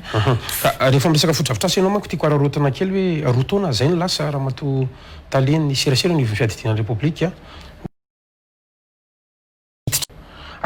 ny zavatra zay tsikatra nefa amin'ny fahasivy amby folo ny volana janoary ho avy zao voanao ny présentation officielle ny PEM ny filoha ny repoblika ny Madagasikara ny fanontaniana dia tsotra ho tratra ve le velorano izay tsy tsatry mitombo isan'andro moa satria miampy téléphérique indray izy amin'ity taony ty ny fanontaniana faharoa dia hoe angamo tsy efa vonona indray le UM hatramin'ny vola entina miasa tany amin'ny fampelezakevitra tany na enoka an'izany resaka zany tompoko roa taontsika androany no miresaka tompoko rotona no ny tantanana afaka andro vitsivitsika ny tantanana fa zao mila za ianao fitondram-panjakana izay ny fandimby teto Madagasikara akoatra ny président Tsaranana mpanomboka ny repoblika faharoa mpitondra fanjakana nanomboka tamin'izany ka tamin'izao tao anatin'ny rotona ka nahatsangana ny fotodrafitrasa natsangana Andriamatoa Andry Rajoelina tao anatin'izay rotona izay raha tsy resaka afa-tsy ny sekoly fotsiny sekoly 7 no mitsangana ankehitriny ao anatin'ny rotona monja nefa nitadidio fa nisy covid tsika tao anatin'ny 6 volana ny ato avokoa ny zavadrehetra fa tao anatin'ny rotona 7 mahera ny sekoly mitsangana manerana ny Madagasikara université 4 goavana no mitsangana manerana ny Madagasikara hôpital mahery ny lasa mba tsy tenitenenako foana hôpital manara-penitra 10 no ankehitriny manerana ny Madagasikara iteny koa ny resaka CSB2 efa ho 100 no mitsangana manerana ny Madagasikara milaza ianao fitondram-panjakana nanao an'izany tao anatin'ny rotona hoy ianao velorano nanao velorano Andriamatoa Andry Rajoelina ny hoe anaovana ny RN40 natomboka izy io fa mbola tsy vita hatramin'ny farany satria rotona ny fahavitany asa natomboka izy io tamin'ny volana oktobra 7 sy 4 io izy io hitatsika ny atsasaky ny asa mandeha velorano natao zany ny fantaniana mipetraka androany dia tsy hoe inona ny zavatra vita fa inona ny zavatra nampanantenaina ho an'ny vahoaka aiza ho aiza nampanantenaina ny vahoaka voalohany indrindra nampanantenaina ny vahoaka voalohany dia ny famerenana milonina ny filaminam-bahoaka milamina satsy milamina efa nitamin'saiko taminao teo ny hoe ny ena ny kidnapina efa nitsangana ny brigady manokana amin'izany efa manomboka mipetraka avokoa ny système de sécurité rehetra manerana ny Madagasikara efa nitsangana ireo atao hoe BOA ataony tsy banky akory fa base izay ataony ao amin'ny ministère ny fiarovam-pirenena manerana ny Madagasikara efa mitsangana ireo foto-drafitrasa rehetra izay entina mametraka ny hoe zay voalohany indrindra moa le velorano natao zay averiko tsara hoe famerenana ny amilonnya ny filaminam-bahoaka efa vita zany sa tsy vita efa lazakanao teo ny resaka alatromby resakanao teo ny resaka kidnapina resakanao teo ny fametrahana an'ireo azadinoana 20 ny direction régionale ny police najoro manerana ny Madagasikara atao anatin'izay roa taona zay efa voatokana ny 10 mahery mbola ho avy ny 12 hafa dikan'izany miasa mametraka ilay fandripalemana manakaiky vahoaka miaro ny vahoaka velorano voalohany natao zay raha natao ny velorano hoe fampianarana ho an'ny zaza malagasy rehetra avery efa niteneniko teo 70 ny mahery ny sekoly mitsangana raha natao ny velorano hoe famerenana milonina ny ampo-pirenena amin'ny alalan'ny famerenana indray ny asin'ny kolotsaina malagasy tsy teny akoatran'ny fanaovana andriamatoa filoham-pirenena ny rovan'ny Manjakamiadana izay lasa rovana Antananarivo ankehitriny rovan'ny Madagasikara ankehitriny azafady rovana Antananarivo ny narenina hitatsika zany fa famerenana milonina ny asin'ny kolotsaina malagasy mba hampiangatra indray ny ampo-pirenena natsangana andriamatoa filoham-pirenena ihany koa ny anaka izay eo an-dalam-pahavitana ankehitriny nameny ny tokotanina Ambotsirohitra raha hitanao amin'ny tokontany Ambotsirohitra le aty ambany io ao natsangana andriamatoa filoham-pirenena ny anaka dikan'izany tsotra mandeha ny velorano ary efa nandeha tany aloha tany pema fa zao ny fanamafisa zao any Gasikara ny tsara fantatritsika ny atao hoe émergence de Madagascar dia tsy ao anatina tetikasa PIP no afahana manao émergence fa résilience no azotsika ao anatin'ny tetikasa PIP na ny hoe programme d'investissement public fa ny grand projet izay efa napetraka andriamatoa filoham-pirenena no mitondra antsika ny amin'ny émergence ny grand projet anefa no ny antony maro samihafa dia ny emotra ny ato fantatritsika nandritra ny 7 volana tsisy afaka mivezivezy teto Madagasikara na ireo mpandraraha vahiny nampiasa ny volana eto na ireo mpandraraha vahiny te fampiarahana Madagasikara na ato avokoa zany rehetrarehetra zany miemotra ny fanatanterahana zany ary vao mainka raha nety tamin'ny filoham-pirenena le izy satria ny afinena kokoa fantatra kokoa satria reny lalany reny ane dia efa napetraka za moa meme mamaky ny ao amin'ny radio raha vavy hafa sy télévision raha vavy hafa MBS no miteny hoe ny tramway efa projet tamin'ny 2010 eny tompoko tamin'ny 2010 tsy nanam-potoana nanaovana anazy tany anaty sambo le lohany ranoresaka tamin'izany fotoana ny téléphérique efa projet tamin'ny 2018 eny tamin'ny 2010 azafady eny tompoko fa nisy fotoana ve nanaovana an'izany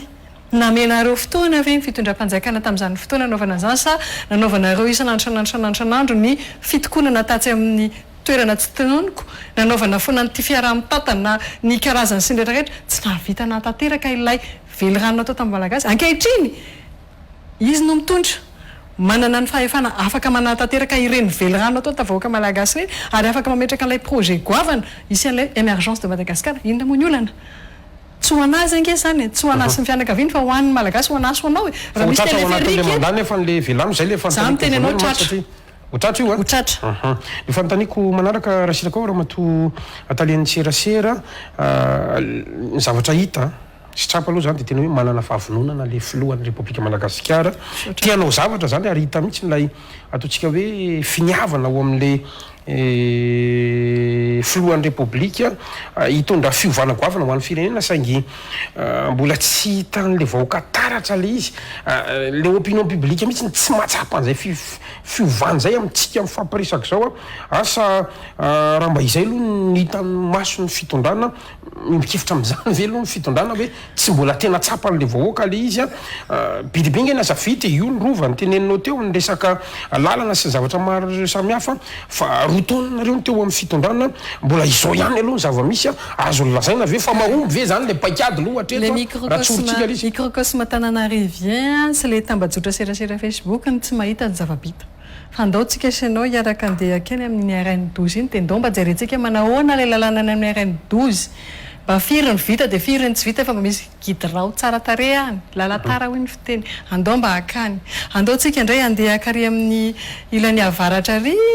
de andao hitatsika misy lalana vita ve any amin'ny Ambilobe Vohemariny sa tsy vita misy fiatraikana amin'ny fiainan'ny olona amin'ny lalana Ambilobe Vohemariny ve fotodrafitrasa napetraka an'Andriamantoa sa tsy misy andao zay la ataoko hoe microcosme Tananarivienne tsy mahita an'izany ny Facebook de ny anenjika foana ka zao tsy hinana-kanina zany ka le olona miasa eo ange mamina-kanina le olona miasa eo manao an'le asa ange mamelona an'le manodidina koa satria raha mandeha tsara ny lalana Ambilobe Vohemar velona tsara adiny 3 faly be ny olona adiny 3 nanaovana azy raha herinandro izy teo aloha zavatra mahafaly ny olona zany ka mandeha sa tsy mandeha le fiainan'le olona any sao de nareo eto Tananarivo ny tsy mahita an'izany ka raha zay ary ny zavatra misy sana ny Real TV milaza vaovao marina io zao aloha tsika aloha milaza io zao kianjam-barial aloha zany efa madiva ho vita ny Covid ihany koa iny efa azotsika sokatsiana hoe resitsika ny vatsitsindro tonga ny lova vita lalana saramafa vita na zanonatra zany aza nefany raha vadika indray ary ny zavatra misy hoe manatanteraka ny velo rano ny filoma tsy izy tenany fa ekipa na ataontsika hoe firaisan'ny mpitantana rehetrarehetra omban'ny ministra sy ny tompon'andraikitra rehetrarehetra raha tsoky zany fanontaniana le ekipa ary ve zany tsy maraka an'le vitesse sy n'le filoham-pirenena amintsika mifampiresaka zao raha matoa Rinara Kotomanga evin'le fanontaniako hoe mety ho azo eritseretina isy remaniement ve atoato raha sitraka ao ihany koa inona zany no mety ho antony ihany koa fantatra ny filoha Andry Rajoelina ny surnom taloha de Andry TGV tikan'izany mandeha aikana be mihitsy io TGV io ary tena taloha teo aloha hatramin'izao moa mbola eo amin'ny 300 km/h ny TGV fa efa misy ankehitriny 590 km/h ny TGV ka mety efa tonga ny amin'ny 590 km/h le TGV ary izy tena ndeniteny tamin'ny faran'ny taona teo hoe taona niasa ity taona raiky amby 20 ity anenjika be andreo zavatra rehetra tsy vita zany tena hoe le ekipa ve tsy maharaka le vahoaka manko tsy mety matsapa mihitsy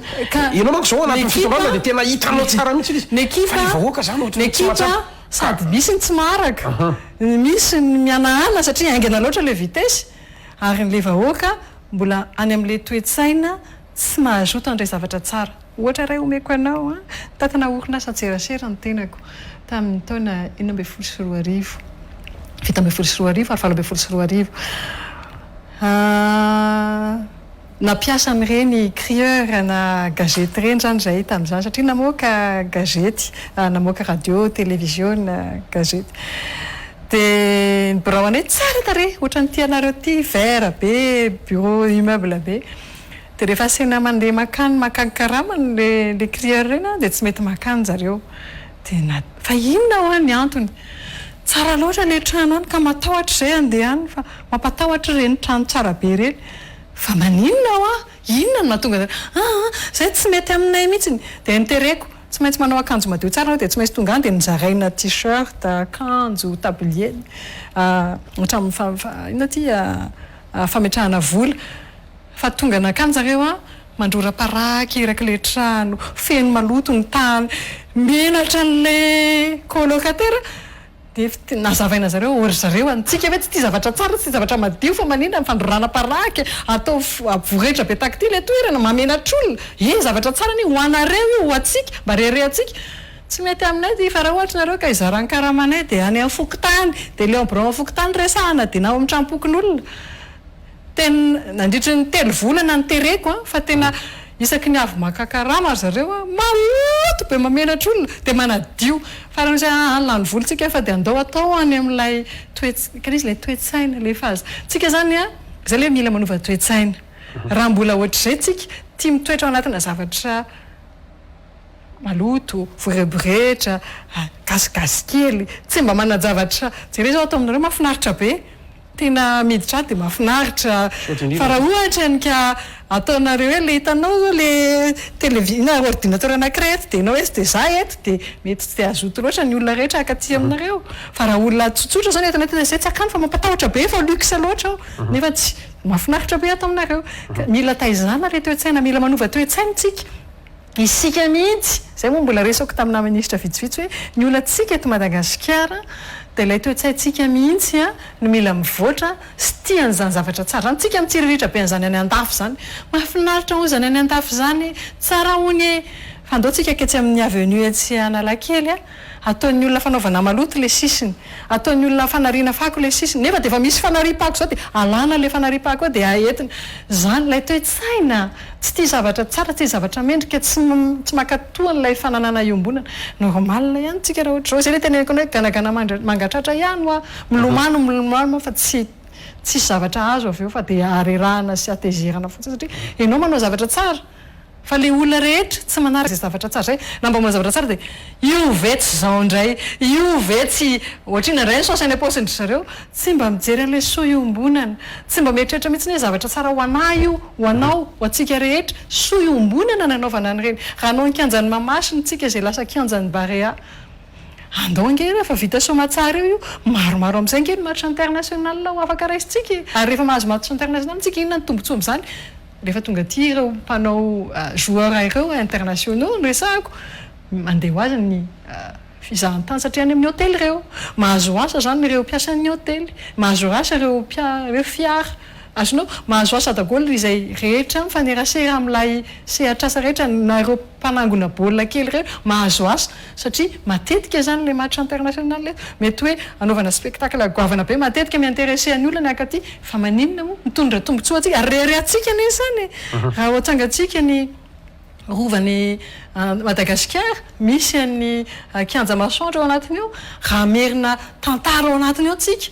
mety ny zanakitsika zao tsy manana akory ny tantarany Madagasikara ary izao moa zao dia efa lasa Facebook na fa tsy mamaky boky tsony fa maninona raha ampiainana an'izany dia tsy mahafinaritra atsika hoe tantara le ankizy hoe zay ny tantaraina hoe zao le anina dia ohatra zao lena dia miaraka amin'ny epia kely miaraka amin'ny anina kely manao zavatra mahafinaritra ane miaina an'izany fa tombotsoa atsika ane zany fa tsy ho anay na ho an'ny filohandry Ratsoel ina le raha matotare raha somary tena iverenako ihany le fanontaniana raha ny fijerina ho azy mety isy ve ndre manimao amin'ity volany ity mety misy amin'ireo ministra ve zay tokony hoe sorona na ataontsika hoe karazana vesatra ho an'ny filoha na ihany koa hoe mety natonga an'izay tsy maraka ny vitesy ny filoha zay sa hoe nety avokoa ve raha ny fahitanao azy raha mpikambana ny gouvernement aloha nyresantsika satria janoary indray ty ny fotoana mandeha indray ny sisondresaka any andala tsara sy raha nety avokoa le izy dia niteny anao fa efa vita 100 avokoa ireo tetikasa rehetra napetraka nanomboka tamin'ny taona 2024 tika ve zay fa isyny manimao tokony misy sorona ve tokoka ny filohampirenena sy ny prime ministre irery no afaka ny amaly atsika amin'izay fa ny azoko lazainanao aloha dia ny hoe raha ny vinavinana andriamatofiloha tsy tokony ohatra zao ihany ny zavatra hitantsika fa tokony tonga dia maro be avy hatrany ny zavatra mitranga sy mitsangana manerana ny Madagasikara misy tsy navita ny adidiny ao zany misy navita ao misy tsy ampy tsy anjaraka no mitsara fa manana prime ministre sy filoham-pirenena isika mahafantatra mikoatrehany ekipany mahafantatra nitondrana ny ekipany tsika mijery za mba atakanao ihany zao mpitazana ankehitriny iza moa zany zao le ahoana fa za tsy afaka sady tsy afaka niteny aminao hoe iza no eo iza ny tsy eo tsy afaka niteny aminao koa iza mahay iza ny tsy mahay satria anjaran'ny filoham-pirenena sy ny prime ministre atokony indray ary hoe raha ohatra ka misy ary zany fanovana zany dia sahala amin'ny ahoana no mety ho endrika ministra tokony ho apetraka eo zany mba ahafana mitondra makany amin'ny zay ministra mahavita manatanteraka ny velirano sy ny fampanantenana napetraky ny filoham-pirenena ho an'ny vahoaka malagasy hanatsarana ny fari-piainan'ny tsirairay avy ka manatanteraka izany ho misy fiatraikany mivantana araka ny voalazanao teo any amin'ny fiainatokantranony tsirairay avy zavatra atao fa tsy zavatra maniditsidina fotsiny mety mbola no recrutement na cerveau ihany ve nareo ao anatin'izay rehetrarehetra zay satria zany moa nalaza tamin'ny roapolo nandrafitra ny gouvernement ary manahirana fotsiny moa am'izao mangina le cerveau rehefa misy tena sa hoe na seza ve zay ia cerveau e cerveau aloha ny asan'ny tsirairay no mitsara azy io mantsy tsika ho zay moa ny rehefa mba miresaka amin'Andriamatofiloha dia ozy foana taminazy hoe Andriamatofiloha ianao mametraka tetikasa anjaran'le ministra manatanteraka rehefa tsy manatanteraka moa izy na cerveau takaninona raha inona ny azonao atao fa dia ny manolo mety ka io tsy anjaran'ilay tsirairay io nge tsy ny fanananao cerveau no mety ahavitanao tetikasa goavana natanterahana an'ilay zavatra fa ny fahaizanao misadapte sy mametraka n'ilay zavatra andraisana aminao ho tena misy résultat palpable mesurable et quantifiable ary misy fiatraikany any amin'ny vahoaka malagasy any ilaina anao fa raha ohatra ianao ka cerveau anao litanie sy anao théorie be fotsiny dia mitovy amin'ny boky rehetra ihany fa tsisy varana raha matotaleny ny serasera ny fiadian'ny république zanga mba tsy antany tsony satria hoe vita zay le roa taona tsy antany hoe afapo ve nareo fa ny fanontaniako dia hoe raha misy atao hoe lesoka raha misy ny erreur izay nataon'ny fitondrana tao anatin'izay roa taona ny tantanana amin'ny fireneny zay dia inona re raha matory inarako tomanga no antaniko androany. L'erreur est humaine, comme on dit. Fa ndiko tenenanao tsy ho ary fomba avokoa ny zavatra rehetra. Ary taonan'izao araky ny volazan'Andriamatofilo tamin'ny fampiarabana tratry ny taona teo ny hoe taon'izao fandinihan-tena voaloha taona tahaka izao fotoana ny fandinihan-tena ho an'ny tsirairay avy na ireo mpiara-miasa na ministra zany na ny vahoaka malagasy ny hoe inona mba nataoko ho an'ilay firenena, inona mba anjara biriky netiko anasoavana an'ilay firenena ho an'ilay tombontsoa iombonana tombontsoako tombontsoanao. Inona ny tsy nety, inona ny tokony ho arenina, inona ny tokony ho atsaraina kokoa, inona ny tokony ho amafisina kokoa. Fotoanan'izany ny voalohan'ny taona tahaka izao ary za mino fa ny tsirairay avy dia samy andiny tena avokoa fa tsy falifany metsiny tsika ho azy zay ny mampalahelo hoe mahefano metsiny mamaika atsika fa adinitsika n'ilay hoe samy tompona andraikitra avokoa ny tsirairay avy na ianao mpanao gazety na izahany taninao samy tompona andraikitra avokoa isika samy mahafantatra raso aloha ianao zao mahafinaritra moa tamin'ny ianao ny invité any resaka téléphone isika mianadady ny hoe za jery anao tamin'ilay interview anao niaraka tamin'ny président Ratsiraolana tamin'ny tao amin'ny Viva nafinaritra ary tiako jerena tsara mihitsy takany ahoana ny fomba hitondranao an'ilay izy ary tena ianarako fa satria amiko mety ilay izy toy za taminao hoe misaotra anao na mpianatra ako zany tsy mba isan'ny mpianatra zany ianao satria nahita ianao hoe izao zany ny tsara raha tsy mety ty zavatra nataoko ty tany aloha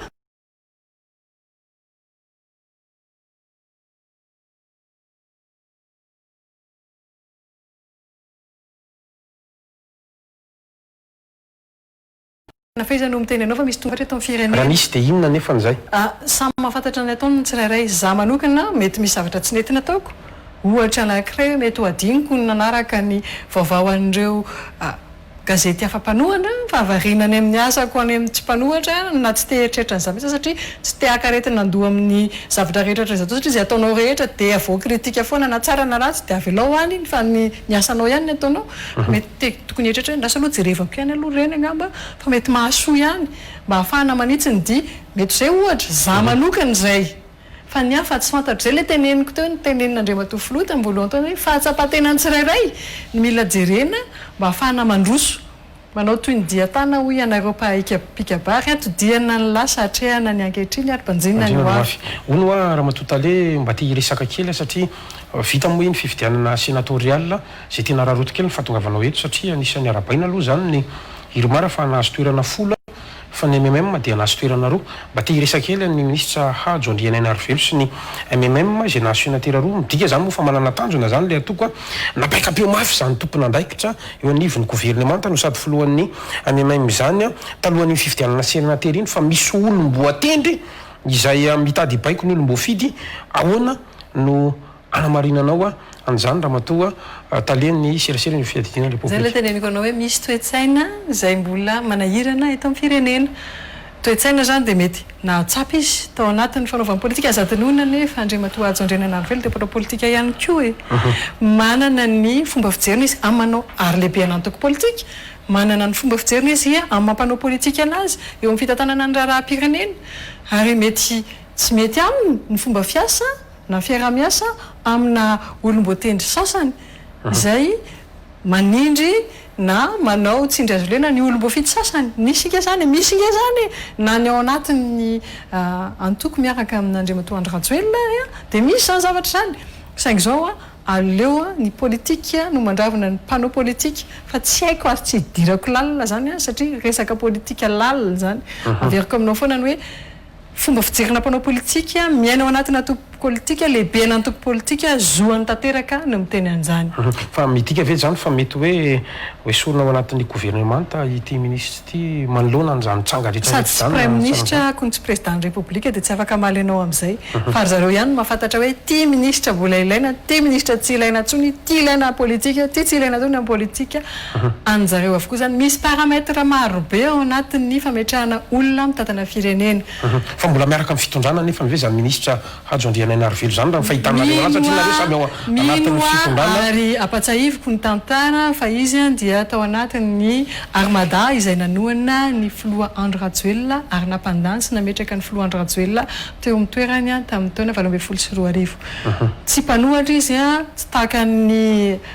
K25 tsy tahaka ny HVM fa MMM zareo mbola anatin'ny fitondrana fa joro amantoko politika anazy zoany tanteraka zany tahaka ny freedom koa ange antoko politika ao anatin'ny fitondrana mitiftifitra ny olona tsy ao anatin'ny fitondrana na ny olona ao anatin'ny fitondrana fa samy mijoro amampanao politika azy zareo zoany zareo tanteraka zany tsy hitako zay olana amin'izany aloha samy miteny fa politika ny atao zavatra misy foto manko le tranga ho anay mpanara-bavao zany dia mahita mety misy fotoana hoe sonam-bahoaka any amin'ny serasera Facebook any moa dia misy aza moa dia tena mpanohana zato isan-jato ny fitondrana mihitsiny no atao ohatrany hoe mifamely mifampitify sakaiky asa vao andapa ihany ve mibaiko avy amin'ireny sa avy amin'ny olona akaiky ny fitondrana zay mampatonga mpamitsa fanontaniana hoe Madagasikara amin'ny ankapobeny dia politika ny fo fa tsy politika ny saina zay ny aloha zany tsara fantatritsika ka na ao andapora misy olona marary foa tsy ho voakontrôleko ny aretim-pony any sy ny atezerany any afaka miteny an'izay tiany ho tenena izy zay koa ny fahalalahana ny tsirairay fa anjaranay fotsiny manitsy hoe mba tsy mety zany lalana andalanao zany tsy amintsika fa rehefa teany anjika aloha anao dia teneno mivantana izy atony ny ekipany fa tsy fanao ny fanebaka toerana ary zay efa naveriko taminao teto zany tamin'ny fandarana ny onako teto tamin'ny volana jolay raiky amin'ny roa amby roapolo ny volana jolay ny hoe zahay dia tsy ao anatin'ilay ifanenjika toerana fa tendrim-potsy mba namana misy foana ny miady ary tsy maintsy miady moa fa zay le niteneniko foana hoe raha mitovy fisaina na mpivatana aneko mikotrika lany dikan'izany na nitahiry ara tsisy tsony ka inona ary ny lesona azo tsoana amin'izay te andrahoatra aminao amantsy tamin'ny fifidianana izy zao vahiny teto amiko teto ny antoko MMM andro ny fifidianana mihitsy izay nanambara fa tany Tsimondranotany zao raha ohatra ka efatra any mpanolotsany MMM voaka ny valim-pifidianana 70 no ny fidin'ny MMM sokajin'ny MMM zany fa efa mizara roa ihany koa ngamba ny IRD amin'izao fotoana zao satria sasany mifidy MMM sasany ihany koa mifidy IRD ka mahatonga ana miteny zany androany hoe inona ny lesona azo tsoana manoloana na dia ireny fifidianana ireny fotsiny aza lesona azo tsika tsoana amin'ny ankapobeny amin'ny fanaovana politika eto Madagasikara dia tsotra zay ilay niteneniko anao tony hoe ilay fahamatorana rapoti-kevitra no mbola tsy mijoro na MMM izy na mapary izy na freedom ilay fahamatorana rapoti-kevitra tahaka ny taizananay fa iny ialako tsiny fa za moa dia nitaizana tao anatin'izany tao anatin'ny antoko arema nitaizana rapoti-kevitra ilay fijoroana rapoti-kevitra sy ilay fahamatorana rapoti-kevitra mbola tsy ampy amin'ireo antoko politika taty aoriana ireo izay zandriny amin'ny antoko politika rehetra misy eto Madagasikara. Fa dia zany misy any discipline de parti mantsy ny fantany tsy efa misy tsy maray baiko tsony zay zany amin'ny zao satria manolojika fotsiny mikajikajy hoe ry tsy mpanolotsaina IRD mazavasy mety hirmara zany no fidin'ireo nefa ny tena mivatika mihitsy niteneniko anao teo tao anatin'ny armada zareo zany hoe manohana foto-kevitra anankiray ny fito-kevitra hijoroan'ny filoha Andry Rajoelina dia ny ampandrosan'ny Madagasikara anatratra ilay fampandrosoana tsy hita tao anatin'ny enimpolo taona ny ainan'indray nanaiky an'izany zareo any no iraisana rehefa avy eo ny fomba fanatanterahana an'iny sy ny fitsinjarana n'ilay asa ao anatiny samy manana ny fomba fahitany azy sy ny fomba fiainanany azy fa tsy mifanipaka akory ao zay aloha zany apetrako tsara tsy mifanipaka ny ao fa tsy voatery mitovy hevitra ohatra anankiray omeko anao zao ohatra ny hoe raha miteny ny filoha Andry Rajoelina ny hoe amiko dia tokony ho tanterahana ny kianjan'ny Barea fa misy olona miteny hoe katsikianjan'ny Barea fa andao moa président le kianja ary aminay ary ambanivohitra iny tanterahana dia any lay tsy fidohikevitra dia ny kianjany aminao atao satria efa nisy 33 kianja zao vita ny fitondram-panjakana tao anatin'ny taona lasa iny ary mbola misy 3 amby 30 indreo atao manerana Madagasikara amin'ity taona manaraka ity fa tsy nyanao sokajinana anatin'ireny a fa amiko a ny tokony fitaterahana dia ty tsy asiana devitra fa ny fanatanterahana an'io mety misy frustration le izy fa maninona ny anay tsy atao dia zao zany tsy anao zay le teneko hoe politika ny fony atsika miasa fa tsy ny saina sy lay tsy ilay tanjona irana tsy mitovy ny tanjona samy te-hanana ny kianjany fa lay fombafomba fijeriny tsy mitovy hoe kanena le kianjangeda be ty isarihana mpizahatany satria tsika manana an'izao isarihana an'izao ametraka tantara goavany tsika ilainy zany ary nenareo koa tsy ariana akory fa asiana fotoana ny zavatra rehetra mandeha miandalana ilay fomba fanatanterahana ohatra ireny tsy mitovy fa ny tanjona dia iray ihany zay le teneniko anao hoe samy te-hana amboatra ny rova samy te-hanao ny rovany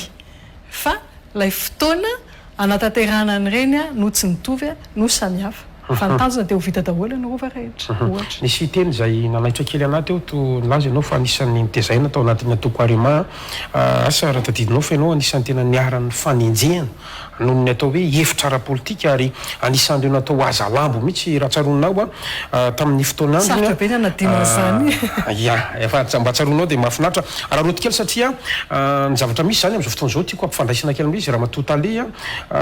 ianao zany anisan'ny tena hoe tokony mahafantatra sy mahatsapa tsara n'zany hoe migidy ny fanenjehana noho ny tsy fitoviana amin'ny hevitra politika hevitra tsy mitovy zay ampiasana ny lalàna moa ahafahana zany mba manenjika an'le olona ahoana ny hevitra ao momba ny ataon'ny olona am'izao fotoana zao a mahakasika ny fanagadrana foana zay ataonareo amin'ny fitondrana sy amin'ity fitondrana ity mitondra fitoniana ve zany tranga izay misy tamin'izao fitondranareo zao sy reny fanendrehan'olo reny ary iveriko fa mieux placé amaly an'izany ianao satria nisany mba niarany fanenjehana ihany ko ianao hoe iza no voenjika kehitriny noho ny heviny tsy mitovy amin'ny fanjakana iza tsisy fa zany venao tsisy samy tena hoe tsisy misy hoe tuy zay am'zao akaikinao fantatrao misy enjehana ary misy migadra ary misy mamoaka Facebook ilay fanaovana politika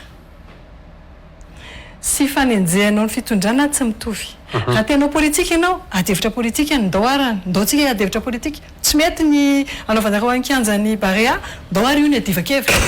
fa tsy miteny mihitsy akory andeha anopany mpitondra fanjakana na andeha anozina ny mpitondra fanjakana amiko zany tsy fanajanao an'le olona voalohany indrindra tsy andeha hiteny mihitsy hoe nangalatra tao ihany maninona ianao no mitory tsy manam-pirofo atreto aloha zany ny fanjakana tsy mbola nanenjika olona tsy mitovy hevitra na hoe hevitra politika raha ny fahitanao anazy ve tompoko tsisy amiko aloha tsisy atreto hoe tsisy atreto ny hoe tsy mitovy hevitra raha nisy angamba ny olona tsy mitovy hevitra voalohany dia ny filoha teo aloha Marc Ravalomanana migatra ve izy atreto tsy atompoko reo pomba azy rehetrarehetra izay tena tsy mitovy hevitra mihitsy migatra ve izy ireo tsy atompoko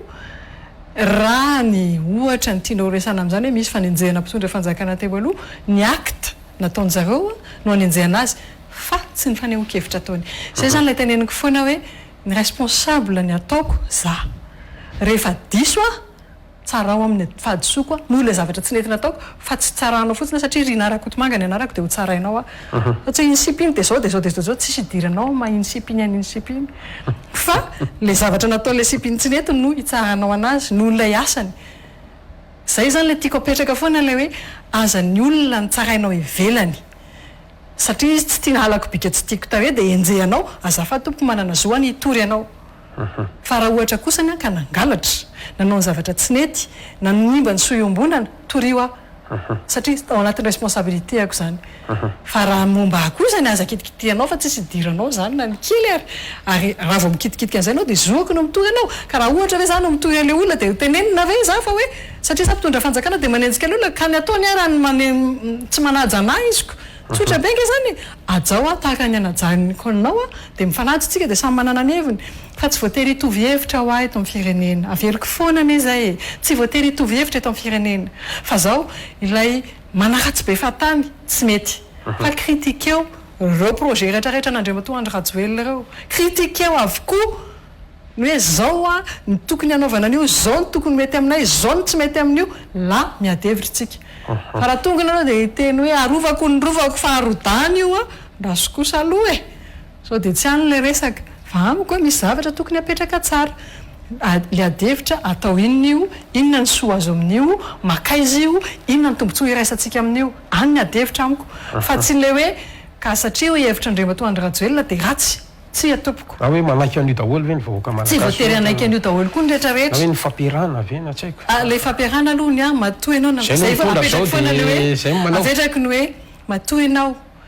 na fidy an'io filoham-pirenena io laza ny programme ny rehetra ny izy nanomboka ny taona ny volana mars 2024 nanomboka ny tao anaty propagande le colisée kosa aloha diso tsaratsara mihitsy hoe anangana colisée tsika ny teny izy ny hoe anangana sy amerina indray ny vakom-pirenena sy amerina ny asa zany ho an'ny lova ny taranaka faramandina amerenana ny tantara aiza ho aiza amin'izany teninao zany misy hoe colisée to tavereny kely aminao ataontsika iza le famerenana le tantara any amin'ny radio-pirenena malagasy atao amin'ny kianja malalaka le colisée manko kianja malalaka izy nisy hoe kianja masoandro mantsy le kianja masoandro sa colisée moa le izy tamin'ny fotoanandro kianja masoandro no izy efa io moa zany ho hitanao rehefa tianao comment on dit en français quand on veut tuer son chien on l'accuse de la rage enary tsy hidirako lavitra be iny resaka iny fa mba tsitratritratra kely satria tsy maintsy ho resantsika ny covid raha sitraka ao tena tiako mihitsy ny resaka mialohan'izay aloha mba tena raha sitraka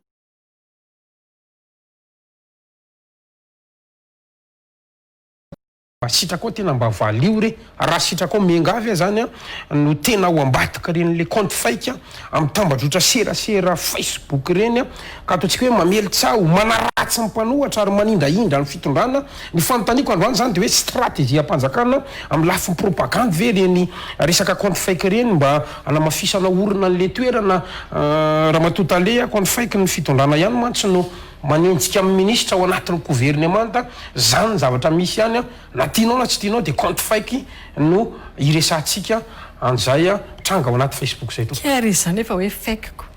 tsy asiana lanjany akory izy rehefa hoe fake zany ataontsika amin'ny tegasio fake any ka tsy any amin'le fake mantsy fa hoe izany mety izy ao amin'ny fitondrana mety ka za koa raha mbo asiniko za koa mba te hafantatra hoe izy reny satria za koa nge batratra jere sao tao anatin'ilay nanao publication ianareo tato amin'ny Real TV mikasika zao fandarana ataontsika isanao zao oe zao resaka atao zao de varina de jere efa namola izy de fake ana compte mo fiteny fake izy nareo amin'ny teny anglisy fa amiko fake ana compte le izy hoe ina moa nazotenenanao zay le hoe liberté d'expression fitondrana ambadika satria le izy tena manindraindra n'le fitondrana kosa izy ary mitifitra n'le mpanohatra ianao ihany teny ministra raha tifiriny ao anatiny ao za koa amin'ny teny hoe za koa nge mba voatifitra fa amiko rehefa fake any de tsisy dikany zany tsy asiko valeurany akory satria raha olona tena mijoro amin'ny heviny izy masaky miteny amiko mivatana ny olany fa tsy miafina ny anatina compte fake azonao amiko zany fake izy raha zany efa fake tsy asiko koa fa efa fake an'izany amintsika coronavirus raha sitraka ao raha matotale hita ny vokatra aloha amin'ny taona 2024 iny azo iverina fa miarahaba ihany aloha fitondram-panjakana satria reny nitranganisy na tianao nefa na tsy tianao raiky amby 2024 to ohatrany mamofopofona ataontsika hoe andihan'ny faharoa na deuxième vague satria raha mitatotra farany zany izay voaray atsika izy le izy teo 145 cas positif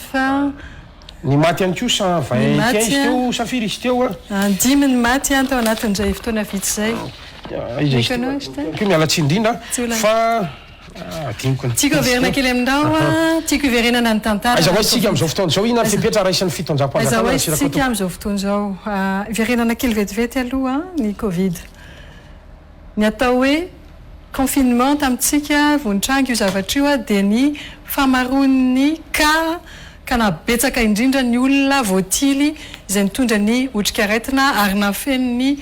toeram-pitsaboana rehetra ny tsaboana azy reny teto amin'ny tany sy ny firenena indrindra tamin'ireo faritra voakasika betsaka indrindra tao anatin'iny valanaretina iny ankehitriny na titsika na titsika efa azo lazaina fa voafe ny fianahany valanaretina saingy izao no mampalahelo de zao isika tompoko dia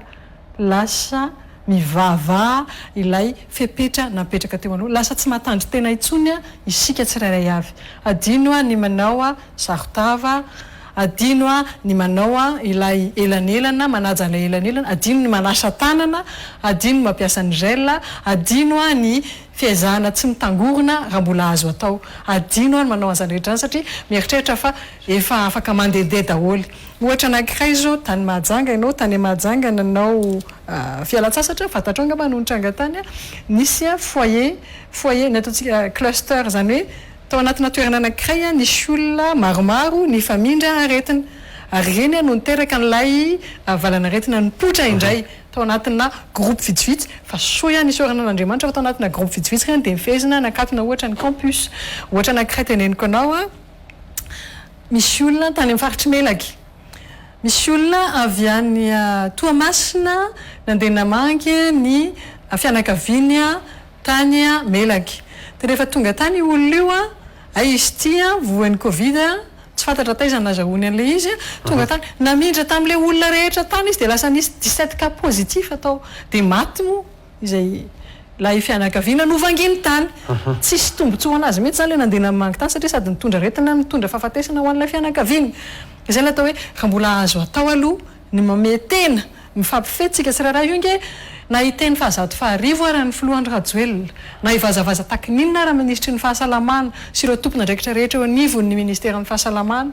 rehefa isika ny tsy mitandrina vofoantsika satria io nge valana retina io mety efa niena ny heriny tsy taka le teo aloha tsony, fa mbola misy tahaka ny hoe mbola misy foana ny lèpre amin'izao fotoana izao na ny abokana, mbola misy foana ny polio na dia misy ary ny vaksiny. Ka zay ny ataoko hoe rehefa tsy mitandrina isika, mbola tokony hametraka ny saritava, mametraka ny elanelana, miezaka ny tsy mitangorongorona, rehefa tsika ny tsy mahatandry tena dia mbola isy foana io. Ary eto amintsika aloha dia tsy isy an'izany vaky zany, aza maniry zavatra tsy isy tompoko, aza maniry fahoriana ho antsika. Natahoran'olona koa le resaka hoe mety hipoka indray na salama. Ka zay le teneniko hoe tsy isy deuxième vague zany eto Madagasikara, miresaka foana amin'ireo tompona ndraiky fahasalamana ireo ny tena koa tsy isy an'izany eto amintsika, tsy isy fihiboany zany eto amintsika. Aleo tsy mamorona na miteniteny foana e. Rehefa naiboka tsika tamin'ny fotoan'androny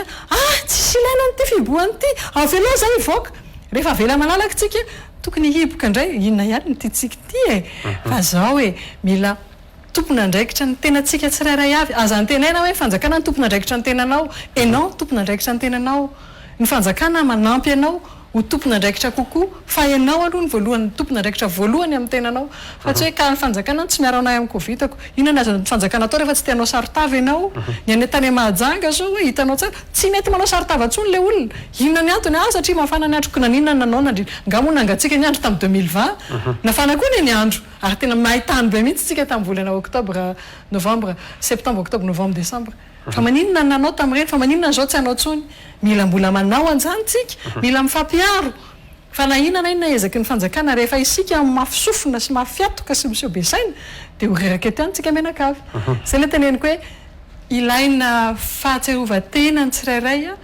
ny fanarenana amin'ity firenena ity, ary mila fiovahan-toe-tsaina goavana, fa raha tsy zany dia ho sahirana eto. Iazakazaka foana aho anao asa be foana aho tsy matory andro tsy mandry alina aho iny Andriamatoandro Rajoelina iny, fa raha tsy miezaka ny tsirairay manova ny toe-tsaina sy miezaka ny manao zavatra tsara, ho reraka foana izy, ho lany foana ny lerany, ary ho kivy ihany izy ny farany. Mety misy moa faly be hoe ho kivy izy, fa mba ahoana ilay hoavin'ilay firenena, mba ahoana ilay hoavin'ilay taranakitsika. Tsy midoka tena na mandoka ny filoham-pirenena raha hiteny aminao ny hoe tena miasa izy, ary tena mikatsaka andro manalina ilay hevitra mahasoa ny tsirairay, mahasoa an'ilay firenena, fa mba itsika hoe vonona ny andeha hifanampy aminy amin'izany, any ny hevitra ankehitriny. Maranantsika an'izay coronavirus izay aloha tsy maintsy resantsika satria anisany nanamarika an'izany Madagasikara sy ny Covid-19 zany dia ny atao hoe CVO anisan'ny tena ataontsika hoe nitondra fivoizana ihany koa tatrika satria nisy mpanafrika kely mihitsy n'ilay izy tamin'ny fotoan'andro ny firaisan-kinan'ireo filoha nareo moa dia nilaza mihitsy tamin'ny fotoan'andro ny fampisehoany ny ampopoa ho amin'ny fitiavana an'izay vokatra malagasy zay malahelo milazanao ankehitriny raha matotale fa na ny vidiny aza tena mividiny tena atao ohatra misy 300 azy hitako any amin'ny tsena lehibe na ny grande surface ihany betsaka ihany koa zany no naminao tsikera mafy ny zavatra misy androany 220 tsy retsaika tsy refetsony ny CVO ary betsaka moa ny laza fa izy nareo hatramin'ny farany le andrana ara-tsiansa momba an'lizy ka mahatonga ny olona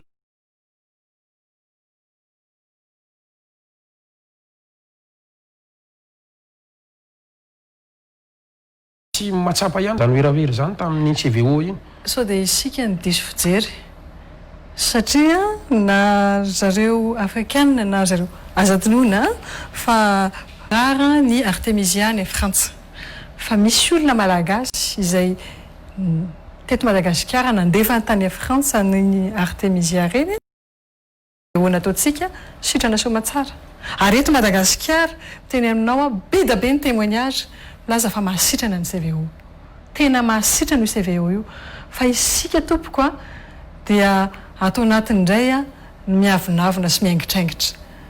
mety hoe misy tsy takatry ny volany sasany reny angamba dia anjara fitondram-panjakana ary ezaka moa zany atao anatin'ny zao fotoana izao mba hisoroana an'ilay ataontsika hoe rumeur tsy haina moa ny dikan'ny rumeur ireo ataontsika hoe tsaho isan-karazany ny amin'ny hoe hisindray ny deuxième vague mety hisindray ny opération izarana an'ireny CVO reny angamba atoato mbola sosikevitra moa zany mandeha ankehitriny kina moa ny olana andao indray ary hisotro CVO indray tsika mianakavy atsika io rehareany io misy indray miteny hoe ay ka tsy maintsy atao eto Madagasikara ny vaccine andraso aloha hoe manana ny CVO tsika ny CVO plus misy ny fitsaboana amin'ny alalan'ny artemisia izay nahazahoam-bokatra ara-dalàna ny eken'ny OMS afaka ataontsika tsara mitsabo eto Madagasikara an'ny Covid ary manana ny CVO itsika amin'izao fotoana izao dia mbola ataontsika en observation amin'ity resaka vaccine ity raha misy tompoko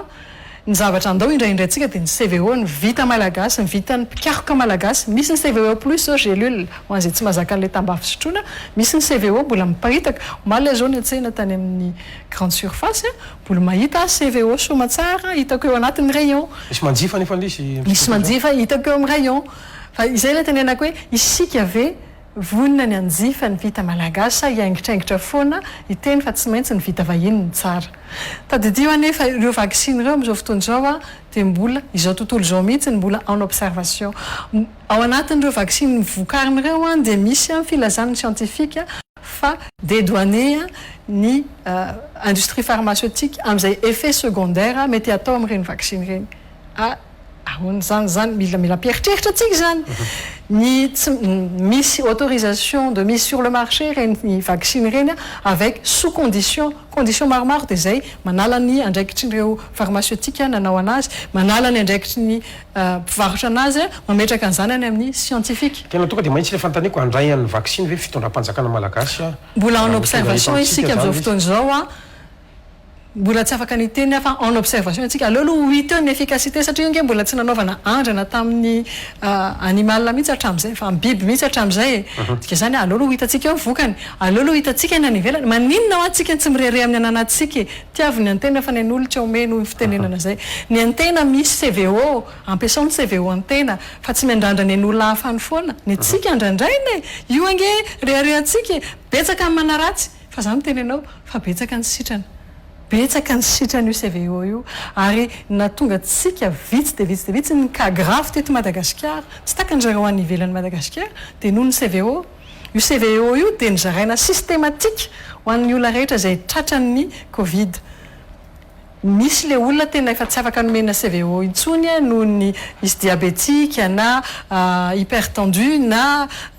manana soritra retina hafa zay etin'ny fohatra zay tsy mety amin'ilay izy zay tsy navelan'ny dokotera reny angamba misy hoe tena grave be ary mety ny afara tamin'ny fahafatesana fa zay olona rehetra ataontsika hoe symptomatique moyen na léger sitrana avokoa nahazo an'io CVO io ka zany tena anareo ampiasao ny CVO atsika io manana mipréare soyons fiers de ce que nous produisons à Madagascar fa tsy hoe mizesy tamin'ny any ivelany nefa ny rehefa avy eo tratrany effet secondaire vao tonatonana sy hampanapana indray eny ary farany mba te resaka kely an'le resaka fitaterana nabakabaka inona reny mba mety totolo-kevitra avy amin'ny ramatorina Akotomanga tsarana nyty fitaterana nabakabaka sy ny kompania eto Madagasikara ty satria na iodika vy isika na iodika vanana dia tsy afa miala amin'ny hoe anisany natonga ny Air Madagasikara ny totongana ny vidiny totongana zany ilay nividanana antsika n'le Airbus tamin'ny fotoan'androny amin'ny tetezamita aloha teneniko ihany tsy maninona kanefa moa compagnie rehetra maneran-tany fandaritsika fa tsy nisy nampiasa n'iny Airbus intsony antony politika mba asa nambatambazana ny frantsay ihany koa ve no mety ho antony zany mba zahoana an'iren'le reconnaissance tamin'ny fotoanandro satria tetezamita ny resantsika asa antony mety hoe teknika ka mahatonga an'le teknisianina atsika zany mety tsy nandrefy no mety ho famatorana amin'ny fanapaha-kevitra zay ndraisiny zany tao anatin'le izy raha sitraka ao inona ihany koa no mety ho tolo-kevitra ho fanatsarana satria raha miresaka tontolon'ny fitaterana abakabaka tsika dia anisan'ny tsara mitrahana za fanontaniany zany ry narako tomanga ny tantaran'ny ary Madagasikara efa nresantsika teto tamin'ny fandarana ny olana taminao tamin'ny faraika amin'ny roapolo ny volana 12 ny volana jolay tsy vo ny Airbus 340 ihany no niteraka ny olana tao anatin'ny ary Madagasikara fa tamin'ny Air Lufton zany ary niasa tamin'ny Air Madagasikara nefa nanomboka ny totongana ny Air Madagasikara ary ny fiara-miasantsika tamin'ny Aerostral no niteraka ihany koa olana goavana amin'ny fitantanana an'io Air Madagasikara io tsy afaka ny amoakanao ny secret ao anatin'ny fitantanana Air Madagasikara satria ao anatin'ny filakevim-pitantanana fa ny azoko tenena fotsiny dia hoe nanimba zavatra be da be ilay fomba ny tantanana ny Air Madagasikara tao anatin'izay fotoana izay nisy ny fanodikidinam-bola tao nisy ny famoahana vola tsy mazava tao misy ny fanararaotana diso tafahoatra amin'ny pièce ny avion sy ny karazany tao niteraka olana ho an'ny orinasa niteraka trosa be vaovao ho an'ny orinasa indray misy ny tsy fahaiza mitantana mihitsy tao ary misy fanahinina ny anombana n'ilay orinasa tao anatiny tao ary izany manomboka any amin'ny mpiasa ambany indrindra ka hatrany amin'ny mpitantana ambony indrindra nisy zany tao ny ataontsika ankehitriny dia ny manarina ary ny filoha Andry moa dia efa nanome ny tokony hoe anarina ny secteur aérien to Madagasikara ametraka an'izany mba ho reharehan'ny Madagasikara ho hitantsika eo ny vokany sy ny toyany ny azoko ambara aminao dia ny hoe izahay ao anatin'ny filakevim-pitantanana satria moa za ao anatiny dia miezaka ankehitriny manao ny fomba rehetra anarenana an'io secteur io izay secteur tena ataontsika hoe accidenté zay angambany violenté par le Covid ary tsy ny teto Madagasikara ihany fa maneran-tany maro dia maro ny compagnie mpitanterana anabakabaka tratran'izay violence ny Covid izay miresaka amin'izay mihitsy mantsy ianao zay ny teneko eny ana rehefa tsy mety dia miaratsy iny dia mahintsy fa rehefa mety kosa dia miteny sorako ny tombo aloha hatreto raha ny fahalalako sy ny fanadidina ataoko aloha tsy mbola nisy ataontsika hoe tanana maloto aloha raha ry narako tomanga zany momba nyty amin'ny filan-kevitra anao sy ataontsika hoe ao anatin'ny tontolo izay fitaterana anabakabaka zay iarabananao ary toy izy fa so tafitra amin'ny nararaha ohatry zany ndray ianao fa ny zavatra misy dia zao mandalo krizy avokoa ny compagnie rehetra manerany tany zany ny fanontaniako androany zany satria ianao tompona ndraiky tsy eo anivon'izay fitaterana anabakabaka zay inona no mety stratégie hoentin'ny fanjakana zany mba tokony hoentitsika zany manoloana an'izy io satria tafitra ao anatin'ny relance ihany koa nge zany économique ny resaka tourisme fantatro tsara zany rehetrarehetra zany raha siraka mba misy stratégie kely ataontsika zany dia tsy maintsy aren'io compagnie io tsy maintsy hiditra amina restructuration isika amin'io compagnie pied-à-terre io tsy maintsy miditra ao anatina stratégie vaovao tsika mahomby ao anatin'io fitantanana io tsy maintsy entitra ny fitantanana problema tsika manko dia lasa goragora ny fitantanana ao anatina orinasa ary misy ny fanararotana misy ny zay averiko foana moa zay rehefa resahako amin'ny mpiara-miasa ao anivon'ny compagnie pied-à-terre Air Madagascar dia ilay sentiment d'appartenance à un groupe qui s'appelle Air Madagascar lasa tsisy zany lasa mianjonanjona ny ina moa ny ao anaty ny hôtesse sy ny steward amin'ny lanjalanja sy ny hafa n'ilay taloha amiko fomba fijeriko zay ilay valeur intrinsèque ny Air Madagascar fa iny adinindreo dia tena ny raha ohatra ka fitaterana ambony tany zany dia ny airmad zany le classique fa ny reto vahiny to le VIP sy le ka zay ny mila arenina le izy mila toetsaina miova sy mivoatra ahoana moa ny ahafahanao mivoatra ao anatin'ny orinasa anakiraiky mifandripaka atoranao nareo mifamely atoranao nareo tsy mifampatoky mifanenjika tsy possible zany tsy possible androsotsika raha mbola zay toetsaintsika zay no mipetraka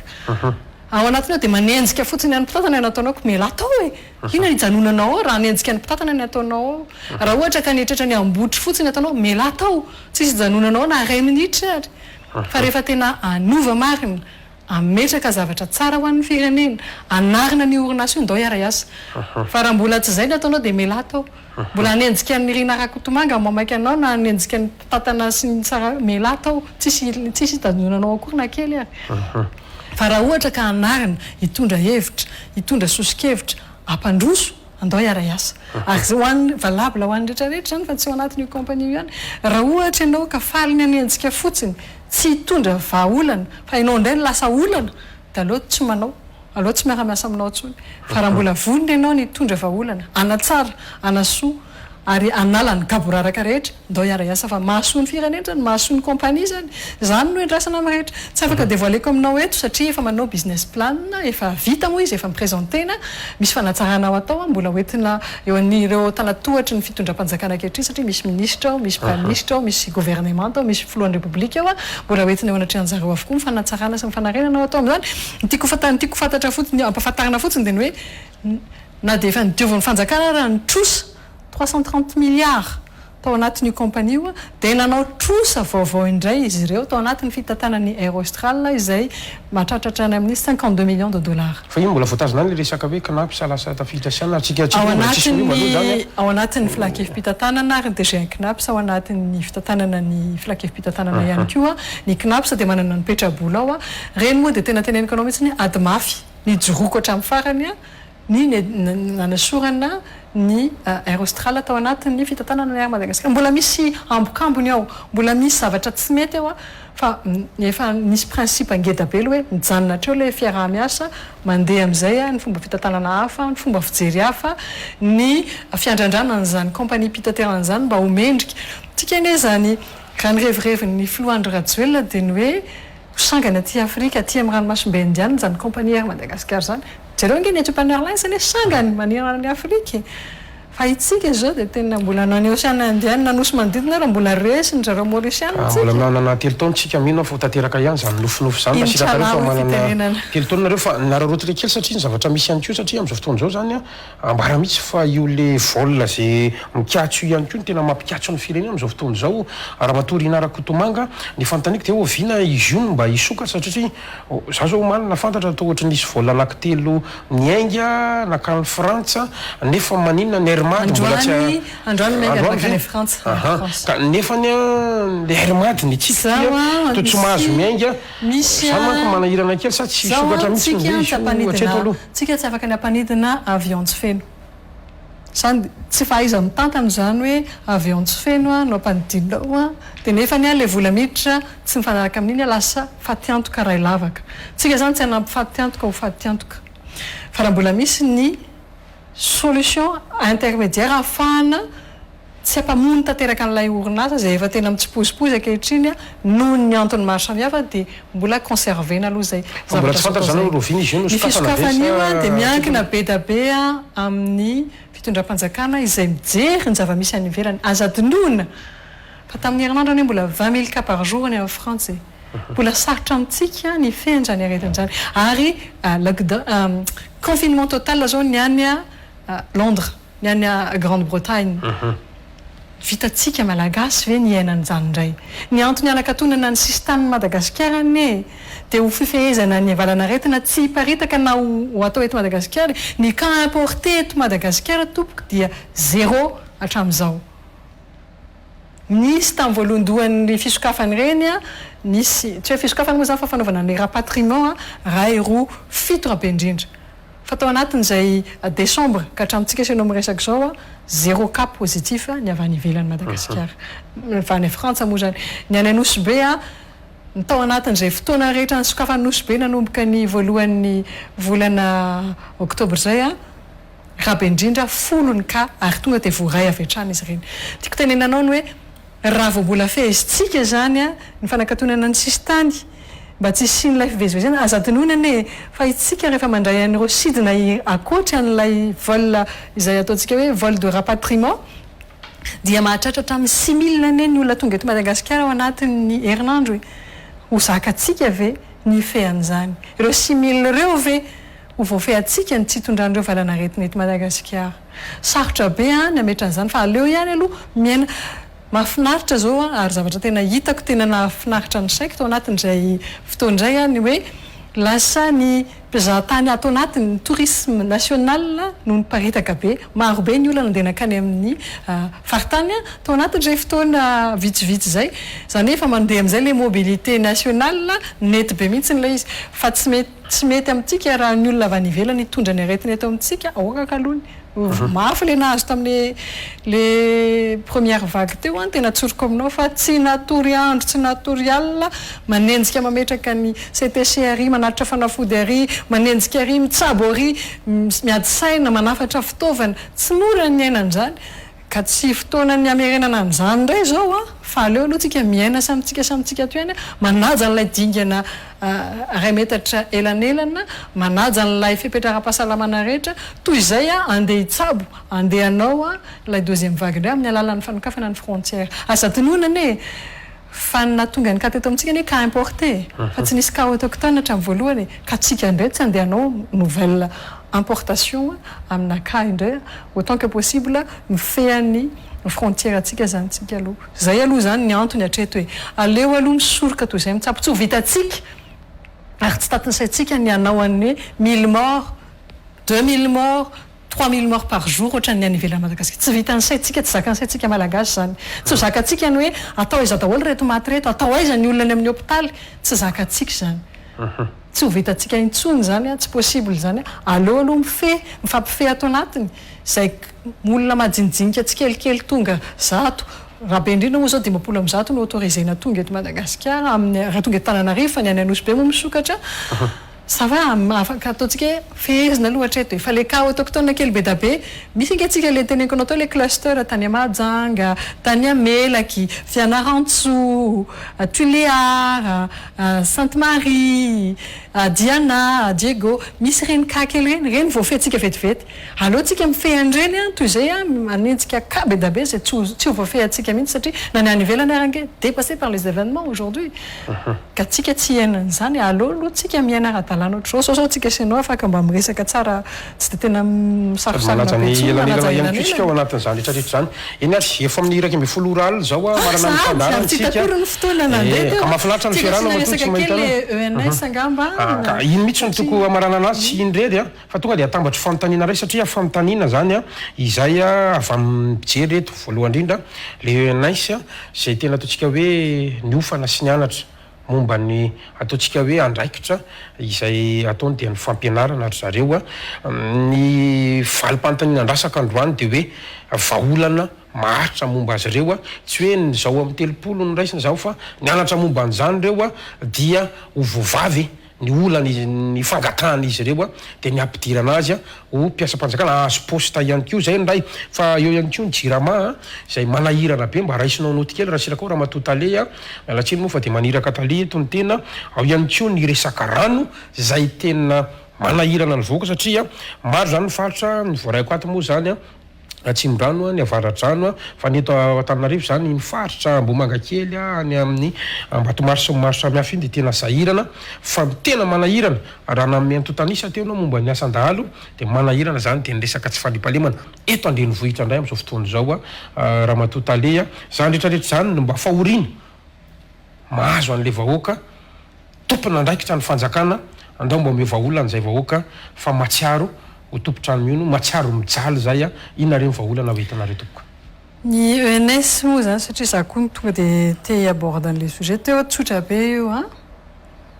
manaiky ve ny sortant ny ENS izay mitovy diplôme sady azadinona ny ENS anie dia tsy any éducation nationale fa any université efa any zao statut anjareo efa LMD système anjareo zao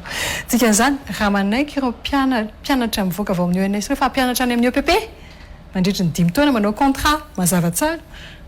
azo atao tsara ny manao ny recrutement reo satria manatsara n'ilay mpianatra any amin'ny EPP zany mampitombo ny fahaizan'izy ireo fa ny mpianatra mivoaka amin'ny ENS ny tsy manaiky makany amin'ny CEG tsy matsika amin'ny CEG sy ny lycée taddio nefa fa ny lycée eto Madagasikara dia 520 raha anisan'ny mpianatra mivoaka isa taona par filière ataontsika hoe 500 dia efa tsy possible zany any 520 atao aiza daholo zany reo mpianatra reo mpampianatra reo azafady mpampianatra mivoaka ireo tsika zany a mila manaiky zany a satria any amin'ny EPP zao tena misy carence be zany a ny qualité ny mpampianatra any fa raha mpampianatra sortant ny ENS sanavonina ny ampianatra any anaraka an'izay lamina ina moa ny olana mino hafa ny ministra ankehitriny am'izao fotoana zao a izy mihitsy raha nanana an'izay proposition zay ny hoe raha manaiky ianareo ndaotsika anao contrat de travail dia miarsinareo a atao any momba anareo a hojerena ary aza ampatsahiviko foana ny hoe tsisy tsy vita amin'ny fifampiresahana fa raha ohatra nareo ka mpampianatra mieritreritra ny tenanareo ampianatra ka resaka fitakinan-dalambe sy fanimbana fananana ny eritreretinareo fa ho fampianarana tsara hoentinareo dia ho lavitra ilay fandrosoana sy ilay fampianarana hoentinareo nareo no tokony ho fitaratra nareo no tokony afaka mifampiresaka za zany tenenina hoe ilay fifanantonana ilay fifampiresahana ary ny fanjakana amin'izao fotoana zao dia efa miezaka efa misy ny recrutement 500 am'izao fotoana zao mandeha zany hoe ilay 330 teo aloha izay voatahirin'ny mpitanana teo aloha sy ilay 200 natao efa lamina izy ireny am'izao fotoana zao mety misy ny tsy vita fa zao ilay poste mihitsy ny manahirana satria tsy misy afa-tsy 520 lycée iraky Madagasikara sy ny CEG ka raha vonon'ireo andeha any amin'ny EPP tsisy olana mino fa rehefa tena mpianatra ianao tsy mifidina EPP io na lycée na CEG fa mitondra n'ilay fanaiza manaonao hitazanany zanaka malagasy resaka na jirama ianao raha nisy ny fananganana fotodrafitrasa farany natao tamin'ny jirama jiro sy rano malagasy dia tamin'ny andro ny filoha Didier Ratsiraka zay ny fananganana farany taty arina dia fanatsarana avokoa ka amin'izao fotoana zao fitondrany filoha Didier Ratsiraka zany tamin'ny taona 577 ka hatramin'ny taona 2022 fotoana elanelan'ny taona nisy ny troisième république tapany voalohany sy tapany faharoa fa raha tadiditsika tsara raha tany amin'ny 7 taona lasa zany mety efa potipotika daholo any ny tuyau sy ny jiro sy ny androny jiro rehetra ary misy mitsika dia migafy mihitsy mbola sarotra ilay izy raha ny ataontsika hoe taux d'électrification eto Madagasikara dia tena farak'izay ambany indrindra fa tsika natao zay le tena ekonao le fotodrafitrasa atao anatin'ilay 7 taona zay efa simba tsy nisy tsony ny entretien taty aoriana atao anatin'izay 20 taona faran'izay tsisy entretien fa dia manaonao foana alaina ny groupe électrogène dia reny no ampanofaina dia angalana vidiny vola be dia ny production ray manontolo no vidiana fa tsy ilay tena ampiasaina enjana be ny fitantanana ny orinasa io ary zay le tena ekonao rehefa le toe-tsaina tia kely tia mambotry firenena fampotrisina firenena zany ilay tsy fitsinjovana ray vao tsy manao entretien ianao tahaka ny tomobila ihany io dia potika ho azy eo foana ny fiaranao ary raha tahirizinao fotsiny io lany ny voalavo ao io dikan'izany mila entretien mila alefa moteur misy zavatra atao be da be fa raha vao tsy manao entretien tsika dia potika io le entretien natao nefa anatin'ny 20 taona tsy nisy simba daholo le système rehetra tsy miaro ny eo amin'ny jirama fa zany ny zavatra misy zany ka zany rehetra zany tsy mora manarina zay le tena ekonao fa misy zavatra pourri ao anatiny ao le manarina n'in'le pourri be ao anatiny ny enjana be fa tsy maintsy mila ezaka mila laminasa mila fandehanana tsikelikely fa sarotsarotra ny manarina ny orinasa io tena enjana rehetra tadio fa mivola lany fanjakana amin'io tsy maintsy voava satria marary le vahoaka tsy maintsy voava io olana io angataka hoe ovinana tsy afaka ny anome tenanao koa satria za tsy mpaminany fa nazo tenenao dia tsy maintsy voava io ary misy vaholana amin'izao fotoana zao efa irana midinika ary ho hitanao moa zany rehefa mivoaka ny tetika sagoavana rehetra hoe iza no aiza ahoana ny fandehany firy ny vokatra azo amin'izany inavy ny mety ho tombontsoatsika misy ny éolienne misy ny solaire misy ny hydraulique akaiza daholo zany manahoana ny mety ho production énergétique eto Madagasikara zany ivoaka fa aleo amin'ny fotoana mampety azy ary zay ny teneniko anao hoe ny filoham-pirenena dia efa nametraka ny hoe défi tsy maintsy apetraka ny anarenana Madagasikara anatin'ny fotoana fohy mandra-patonga ny 2023 za manao pari aminao betsaka ny zavatra iova ary amin'ity taona raiky amby 24 ity na dia ity fotsiny ary ho hitanao fa iova ny zavatra be da be fa zao ilay fanovana sy fiovana hoentina zay rehefa tsy miova ny toetsaintsika tompoko horeraka foana zahay fa zay zany mba iangaviana hitalaona amintsika malagasy andao mba nroso iaraka ndao mba miandrandra zavatra tsara mba ho ty zavatra mahafinaritra fa tsy hoe de trambongo misy ronono foana efa ndao mba ataontsika tranobe anatananarivo mba zavatra oatra zany zao no tsara eritreretina fa le trambongo misy ronono vao tonga ny cyclone de rava andao ataon'le tranobe anatananarivo mety vita lono anenina fa tranobe izy aloha mba afaka hipetrahana tsara ao anatina ataontsika hoe confort sy sécurité teny anahy ianao ny insécurité amin'ny ville raha ny tetika sanapetraka andrimatoforoto anatin'ny velirano ataony dia ny hoe fametrahana unité d'intervention rapide izay tokony afaka manatona ireny olona miantso vonjy ireny ao anatin'ny 3 minitra raha ela indrindra amina toerana anankiray ary ny quadrillage ny ville anankiray raha ity Antananarivo renivohitra ity ohatra dia quadrillage n'izy ity dia tokony misy poste izay isiny reny bataillon de sécurité reny zany nanao intervention rapide quadrillage anakefatra atao anatiny 10 atao anatin'ny Antananarivo sy Analamanga mino fa efa eo andalam-pametrahana an'izany ny police pyrénéenne ankehitriny sy ny ao amin'ny gendarmerie ary raha hitanao amin'ny andro alina dia efa misy an'ilay police militaire manao la ronde amin'ny alina mandenderaka ny tanàna tsy lozany zay tsisy mpangalatra na tsisy mpamon'olona fa ny fampianana an'ireny ary ny fanafonana an'ireny no tanjon'ny fitondram-panjakana fa ezaka goavana ho azy zany ary tsy vita ao anatin'ny ray andro fa tsy maintsy misy fotoana mangataka fotoana kely fotsiny zay le teneniko anao hoe raha 70 000 izy tamin'ny 2018 ny alatromby efa 20 000 izy sisa ny omby very ny tiana resahana zany efa misy dingana ngeda be zay ataontsika mandra-pahatonga ny 2023 mety foana tanteraka zany dia hitantsika hoe zany ny farany ngambany ty tena natokako mihitsiny satria ty fantatrao tsara fa raha misy ny atao hoe sakafo fitom-pivelomana malagasy dia ny vary anisan'ny problème any malagasy amin'ny fotoana zao misy an'ity statistique ty zay navoakako ihany koa zany mba ho hitanao raha matotaly afahantsika amiteny ihany koa fa tsy miteny tsy misy porofo le gasikara finosoa akoatra ny mpandraraha dia nanafatra stockiste stratégique koa moa ny SPM izay ahitana ny varitsinjo zay le anarana anankiray sy le hoe vary mora araka ny nahitantsika azy moa teto amin'ny vaovaon'ny Real TV sy reny kabarin'ny filoha pyrénéenne reny ty ampelatany ity zany le statistique zay vary nafaratsika 450 000 tonnes eo ny taona roapolo sy roa arivo ny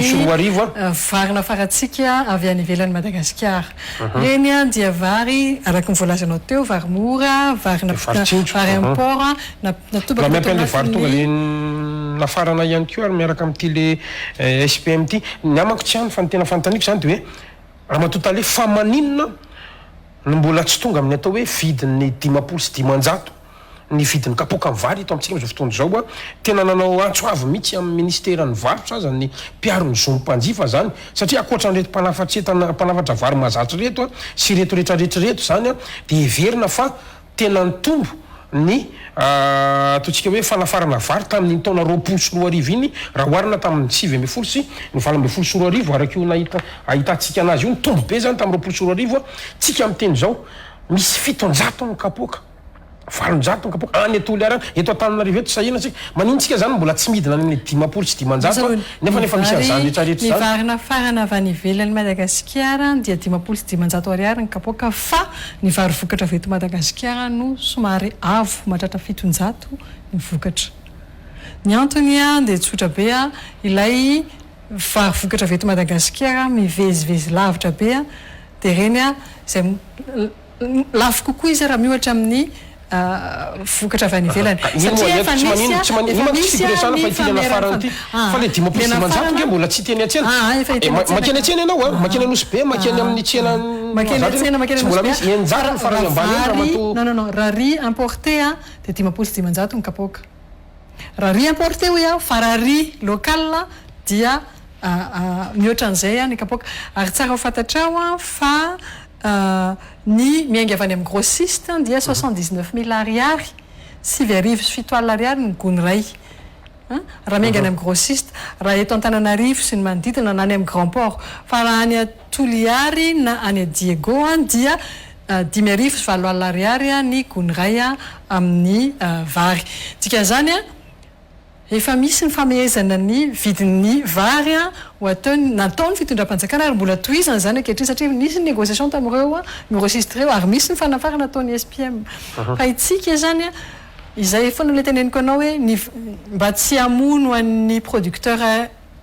gasy dia tsy niferana ny vidim-bary vokatra eto Madagasikara fa ny avy any ivelany ihany no ferana. Ka zay any ny teniko teo hoe sao dia mba le ministra ary tsy maraka an'le vitesse an'le filoham-pirenena hoa satria hitantsika nge raha matotale ny statistika mazava 56 000 tonnes en octobre 44 000 tonnes en novembre 450 000 tonnes en tout zany en 2020 ka vary afarana efa mpanafatra vary mazatra atsika ireo ny anazy zany dia ny hoe aiza ary ministra nivarotra ao anatin'izao tantara zao ka izy zao nanao any négociation nitazomana an'io chiffre 9,7 ariary ny gony raika io miainga avy any amin'ny grossiste izy nanao an'izany négociation zany efa afapo amin'ny vidim-bary eny an-tsena io zany fitondram-panjakana mitsika fampiresaka zao ve dimanjato aloha ny kapokatra eto raha mbola azo ampidinina io Gasikara tsy adala ny fitondram-panjakana fa raha azo atao dimanjato na efajato io ho ataony azo atao zany raha ohatra nika tafiditra ao anatin'ilay ino ty vidim-bary eo amin'ny tsena iraisam-pirenena sy ireo etra rehetra no raisina amin'izany fa io tsy adala ho an'ny fitondram-panjakana ka andeha hamono malagasy matoa manaiky ny fanafarana vary dia amelona malagasy fa le vidin'ny fisondrotana vidim-piainana any tsy eto Madagasikara ihany fa manerana andreo tontolo zao fa io fifehezana ny vidim-piainana io dia ny fahaizana anao mamokatra bebe kokoa eto toerana ny zavatra ilaina eto toerana ary zay ange zay ilaina amin'ny fiainana andavanandro ary zany nisan'ny tanjo ny fitondram-panjakana ankehitriny zay foana io tsy maintsy mbola misy fanafarana vary tsy hoe manimba ny tatsaha eto Madagasikara korytsika sanatriaviny zany fa tsy maintsy mbola misy ny fanafarana vary satria na ny vietnamiana rany zay 3e producteur mondiaux dia mbola manafatra 70 000 tonnes de riz amin'izao fotoana zao any Inde dikan'izany misy mihitsy zany ny crise amin'izao fotoana zao mitombo ny ponina ary zay moa tiako ozy ianao hoe inona ny politika hafa apetraky ny fanjakana dia mbola ho avy ny fanazavana hoentin'Andriamatoa Filoha sy ireo teknisianina isany fa tiako no miteny hoe rehefa voafetsika ny fitombon'ny ponina zany hoe famerana nisan'ny zaza teraky ny vehivavy dia azotsika heverina fa miena zany ny vava ho velomina dia afaka miena ihany koa ny besoin dia miena ihany koa ny vidin'entana fa raha betsaka ny vava mihinana dia mitombo zany ny filana dia miamiakatra ny vidim-piainana miamiakatra ny vidin'entana zay zany ilay hoe fifehezana ilay consommation mba hampitombo an'ny croissance eto amintsika zany croissance économique ny resahako fa tsy croissance démographique zany hoe rehefa voafeny croissance démographique dia misy ny croissance économique zay foana zany afahana mamoaka n'ilay calcul ny PIB par habitant mba hampitombo an'ilay izy satria atsika zao mbola $450 fotsiny ny any Maurice efa $4,000 engany mihoatra an'izany ary tsika tokony mba mahatratra an'izany ao anatin'ilay tanjona zay le teneniko anao hoe politika ny fanjakana ny sin'ny famerana ny fitombon'ny ponina sy ny fampitomboana ny arkarena atao anatiny amin'ny alalan'ny fanaovana tetikasa marobe izay mitondra ho amin'ny asa ho an'ny tsirairay sy mamelona ny fianakaviana tsirairay zay ngamba ny azoko amehezana an'le izy teneniko anao mbola sarotra manarina satria fa tonga ihany io le varitsindro io mba azo antenana ihany koa mba anisany mba mahazo an'izany ihany koa ve ny ponina ary amin'le kere ary atsimo ary raha matotale mba rarotana kely mba misolo tena an'ireo ponina zay mianja dinikely sao dia mba le olona mirijarijo io indray mbola mahazo anisy ty sady mamanao antso avy amin'ny filohan'ny repoblika ihany koa mantsy io ny ayamako tsy afanana tetikasa voalohany ary tena ataoko hoe ça tient au cœur du président de la République zany ny fanampiana sy fametrahana fotodrafitrasa sy tetikasa maharitra ho an'ny any atsimo fa tsy zavatra atao tampon maimaika fotsiny ohatran'io ilay izy tip-top fa zavatra maharitra fametrahana toeram-pambolena azo avy amin'ny fanondrahana tsikelikely gotagota moa fiteny anazy toerana mahazo zany hatramin'ny 500 mètres carrés isaky ny fianakaviana minimum ambolena aompiana ahafahana miary zany ho an'ilay fianakaviana miary amin'ny alalan'ny fiompiana inona ty ondry sy osy famokarana vary kazaha sy voanjo zany rehetra zany ho atao any amin'ny faritra iny fa ilay tetika sagoavana ary misy voaingana kely nasony niaraka tamin'ny USAID dia misy koa natao niaraka tamin'ny banque mondiale izay ho hitantsika ny vokatra izy ireny satria tafiditra ao anatiny izay ataontsika hoe défi goavana be izay tsy maintsy ho vitantsika amin'ity taona ity ny fanarenana ny faritra atsimon'ny nosy iny tapitra ny fandarantsika lava dia lava tsy nakoisiko hoe adiny roa adiny roa mahery fefakadiny zany zao satria amin'ny 120 sy fahefan'ny lera koa sanitsika ny tokantrano fa dia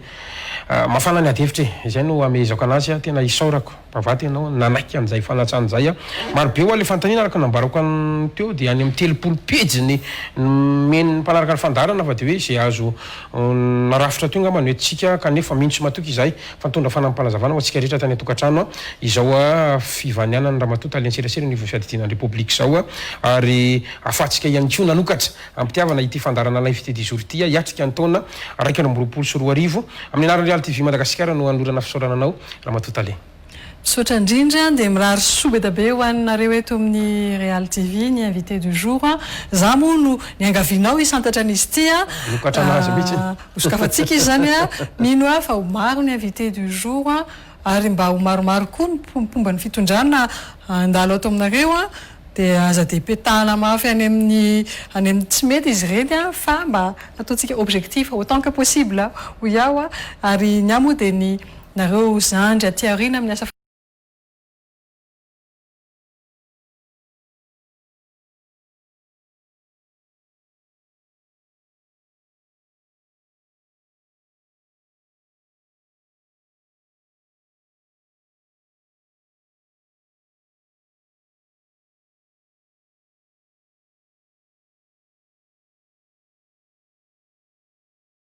gazety dia mandrisika foana misaotra nanasa mahavita be amin'ny ity taona 2024 ity ary mino fa mbola tanjaka be zany Gasikara sy ny Real TV zany tahaka an'ireo télé ravavy hafa izay inoko fa hipetraka foana ao anatin'ilay objectivité amin'ny fanaovana ny traitement d'information sy ny fampahafantarana ny vahoaka ny zava-marina mba hampandroso marina nyity firenentsika ity satria za sy ianao samy tompona andraikitra nyity fanatsarana ny firenena ka dia mandra-piona ho amin'ny manaraka indray gamba amin'ny heritaona indray vao mba miverina eto iny ary dia mankasiraka indrindra isaorana ihany kotsika rehetra tany tokantrano ny arotoro taminay tamin'ity aly ity mametraka ny vino manapitafa ho aminy manaraka indray ary tompoko lasy tompoko aveloma tompoko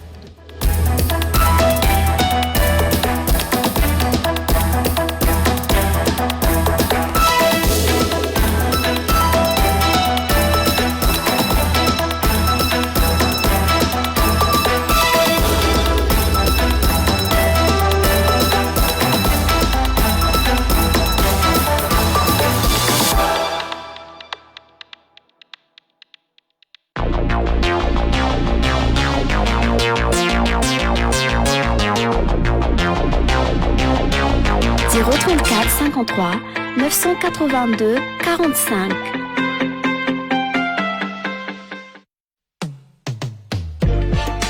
Zonao ny mahazo vaovao marina, adidinay ny manome vaovao anao. Real News, ny vaovao marina, vaovao azo antoka, vaovao marim-pototra, vaovao tsy mitanila. Ny vaovao marina arahanao isan'andro amin'ny 7 alina eto amin'ny Real TV canal 30 UHF. Real TV, mieux que le meilleur.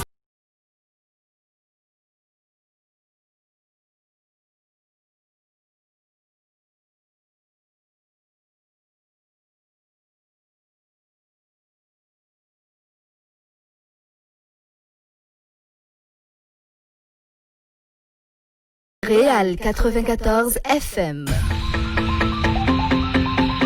Service publicité 034 53 982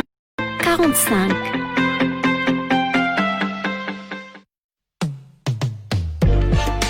Zonao ny mahazo vaovao marina, adidy vaovao anao. Real News, ny vaovao marina, vaovao azo antoka, vaovao marim-pototra, vaovao tsy mitanila. Ny vaovao marina arahanao isan'andro amin'ny 7 alina eto amin'ny Real TV canal 30 UHF.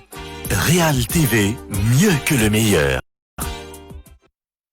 Fandarana l'invité voalohany ho amin'ny ity taona 2024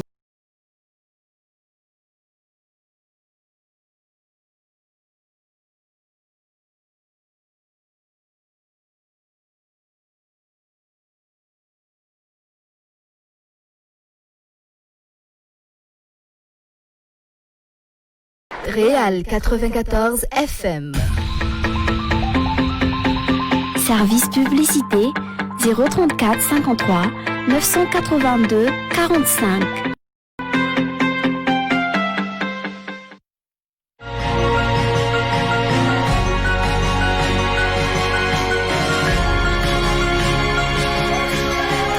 Le plus beau des cadeaux, partager des émotions avec les smartphones 4G d'Orange. Sansa Touch à 185 000 riyals. Ou Nola Play pour 249 000 riyals. Offert avec des bonus. Rendez-vous dans nos points de vente jusqu'au 10 janvier 2021. Vous rapprochez de l'essentiel. Orange.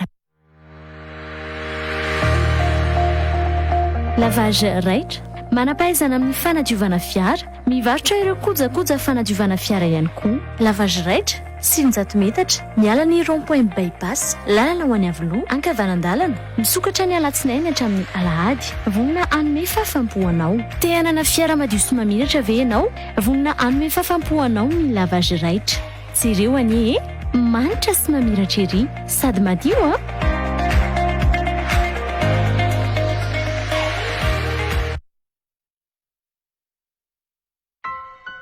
50% de la population mondiale achète en ligne. Pour gagner du temps,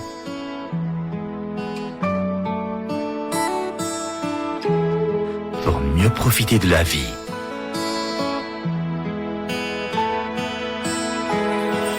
nous voulons améliorer votre quotidien. Rejoignez-nous sur www.kitschk.com.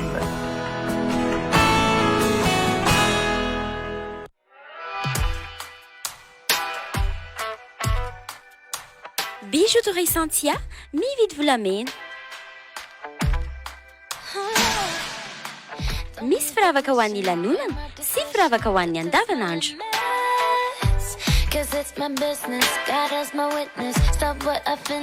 Bijouterie Santia, mividy volamena, Galerie Arena Antanmena, box 15 sy box 37. Téléphone 033 18 544 04. Les rideaux de qualité chez FDC, une visite s'impose.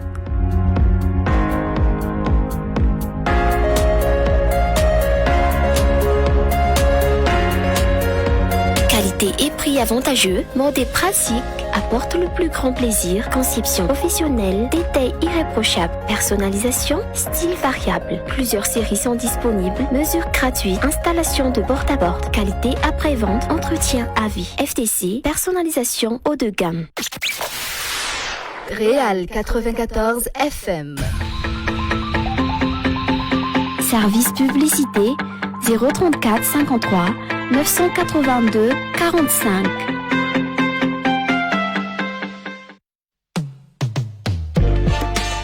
Zonao vaovao marina, atidinay ny manome vaovao anao. Real News, ny vaovao marina,